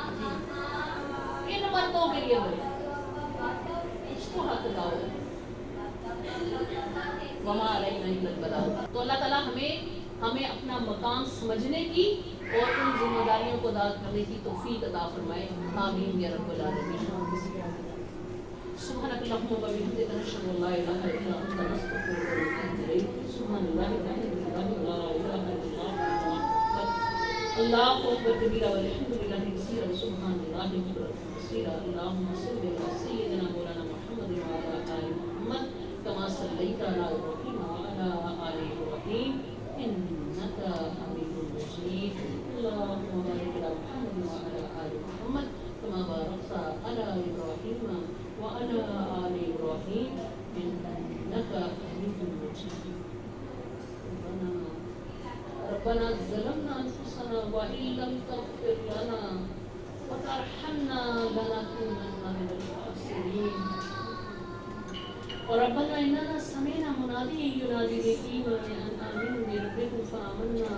ربنا فاغفر لنا ذنوبنا وكفر عنا سيئاتنا وتوفنا مع الأبرار. ربنا آتنا ما وعدتنا على رسلك ولا تخزنا يوم القيامة إنك لا تخلف الميعاد. ربنا لا تؤاخذنا إن نسينا وأخطأنا. ربنا ولا تحمل علينا إصرا كما حملته على الذين من قبلنا. ربنا ولا تحملنا ما لا طاقة لنا به. واعف عنا واغفر لنا وارحمنا أنت مولانا فانصرنا على القوم الكافرين. ربنا لا تزغ قلوبنا بعد إذ هديتنا وهب لنا من لدنك رحمة إنك أنت الوهاب. اللهم اهدنا فيمن هديت وعافنا فيمن عافيت وتولنا فيمن توليت وبارك لنا فيما أعطيت وقنا شر ما قضيت إنك تقضي ولا يقضى عليك إنه لا يذل من واليت ولا يعز من عليك تبارك ربنا وتعالى. نستغفرك ونتوب إليك نستغفرك ونتوب إليك نستغفرك ونتوب إليك. يا رحمن یا رحیم یا ارحم الراحمین یا رب العالمین یا ستار العیوب یا غفار الذنوب. اللہ رب العالمین ہم تجھے راضی کرنے بیٹھے ہیں. تیرے پیارے حبیب محمد مصطفیٰ ان کی آل کا ان کے صحابہ کا ذکر کرتے ہیں. یا ارحم الراحمین ہم ناقص ہیں, ناقص العقل ناقص العمل. یا اللہ ہم پہ اپنی خصوصی رحمت فرماتے ہوئے ہمارے گناہ صغیرہ کبیرہ کو معاف فرمائے. اللہ جیسی عورتیں آپ کو پسند ہیں خواتین اسلام اللہ ہمیں ان میں شامل فرما دے. اللہ ہمیں اور ہماری بچیوں کو اور ہمارے بچوں کو دین کی صحیح سمجھ عطا فرمائے. اللہ اس پہ عمل پیرا ہونے والوں میں شامل کرے. اللہ اپنے راستے کا راہی کر لے ہمیں. یا اللہ اس بیٹا ٹوک اندھیرے میں ہمارا ہاتھ تھام دے. اللہ گناہ کرنا ہمارے لیے مشکل کر دے. اللہ نیکی کرنا ہمارے لیے آسان فرما دے. اللہ ہمیں اپنے حدود و حدود کا پابند کر دے. یا اللہ ہمیں اس پہ راضی کر دے. اللہ ہمیں سکینت قلب عطا فرمائے. اللہ اپنے فیصلوں پہ ہمیں راضی کر دے. یا اللہ ہمیں ہماری اولادوں کو اللہ شیطان کے اعلیٰ بننے سے بچا لے. یا اللہ شیطان کے اعلیٰ بننے سے ہمیں بچا لیجیے مالک. یا ارحم الراحمین یا رب العالمین. اللہ پیارے محمد مصطفیٰ صلی اللہ علیہ وسلم کی سچی محبت نصیب فرمائے. یا اللہ سچی اتباع اور اطاعت نصیب فرمائے. یا اللہ ہماری زندگیوں کو ان کی سنت کے مطابق فرما دے. یا اللہ ہمیں دن رات کی چھوٹی چھوٹی سنتوں پہ بھی عمل کرنے والوں میں شامل فرمائے. یا ارحم الراحمین یا رب العالمین. یا اللہ ایک اسلام کے نمائندہ خاتون کی حیثیت سے ہمیں کھڑا کر دے. یا اللہ ہماری بچیوں کو ہمارے بچوں کو اسلام کا نمائندہ بنا لے. یا اللہ اپنے پسندیدہ لوگوں میں شامل فرما لے. یا اللہ مقربین میں ہمیں شامل فرمائے. یا اللہ ہمارے گناہوں سے صرف نظر فرمائے. یا اللہ جس کام کو ہم لے کے چل رہے ہیں ان اسپیشل بچوں کی اللہ اس کی یہ بھرپور طریقے سے ہم سے یہ کام لے لے. اس سے ہمیں اپنی رضا عطا کر دے. ان بچوں کو صحت اور سلامتی عطا کریں. ان کو معاشرے کا کارآمد فرد بنائے. ان کو اپنی ماؤں کی ٹھنڈک بنائے. یا اللہ ان کو اپنی ماؤں کی آنکھوں کی ٹھنڈک بنائے. یا رحمان رحیم بستی ہماری اولادوں کو بھی ہماری آنکھوں کی ہمارے سینوں کی ٹھنڈک بنا دے. اللہ ان کو دین کے راستے میں قائم کر دے. یا ارحم الراحمین انہیں ہمارے لیے صدقہ جاریہ بنائے. ہمیں ہمارے والدین کے لیے صدقہ جاریہ بنا دے. یا اللہ یا اللہ جن لوگوں نے دعا کے لیے کہا ہے جتنے بیمار ہیں نمرہ کی دادی اماں سمیت تمام بیماروں کو شفاء کاملہ عاجلہ نصیب فرمائے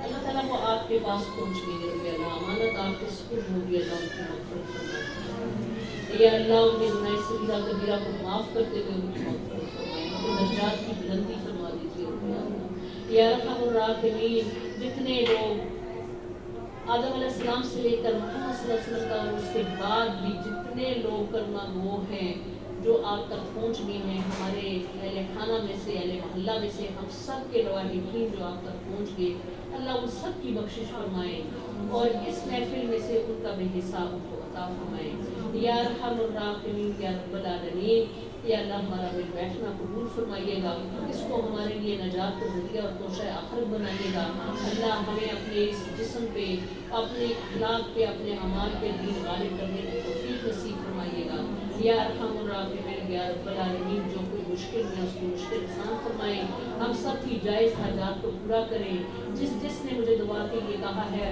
اللہ تعالیٰ ان سب کے طالب صاحب کے سمیت ان کی مشکلیں آسان فرمائے ان کے متاثر ان کو کامیابی نصیب فرمائے یا ارحم الراحمین یا رب العالمین اللہ جو بیمار بچیاں بیٹھی ہیں ان کے نیک اور سارے جوڑ اور ہمارے بچوں کے بھی نیک اور سارے جوڑ عطا فرمائے اور اللہ جو ان کے جوڑ ہیں وہ ان کی آنکھوں کی ٹھنڈک ہوں دین کے راستے کے راہی ہوں نیک اور سارے نسلوں کی پیداوار ہوں یا ارحم الراحمین جو اپنے گھروں والے کو اپنے گھروں کا سکون عطا فرما اللہ کو فرما برداری نصیب فرما رب کی اور اپنے شوہروں کی اور اپنی بیویوں کے ساتھ محبت اور انسیت عطا فرما یا ارحم الراحمین جتنے قرضدار ہیں ان کے قرضے ادا کرنے کی سبیل عطا فرما اللہ بے روزگاروں کو روزگار حلال عطا فرما اللہ اس ملک کو اسلام کا قلعہ بنا اللہ اس کی طرف اٹھنے والی ہر گندی نظر اور ہر گندی سوچ کو نیست و نابود کر دے اللہ غداروں کو بھی نیست و نابود فرما اللہ دشمنوں کو بیرونی اندرونیوں کو نیست و نابود فرما اللہ اس کو اسلام کا قلعہ بنا دے رہے اللہ یا اللہ یہاں سے اسلام سربلند ہو پوری دنیا پہ غالب ہو جائے اللہ اللہ ہمارا اس میں حصہ ڈال دے رہے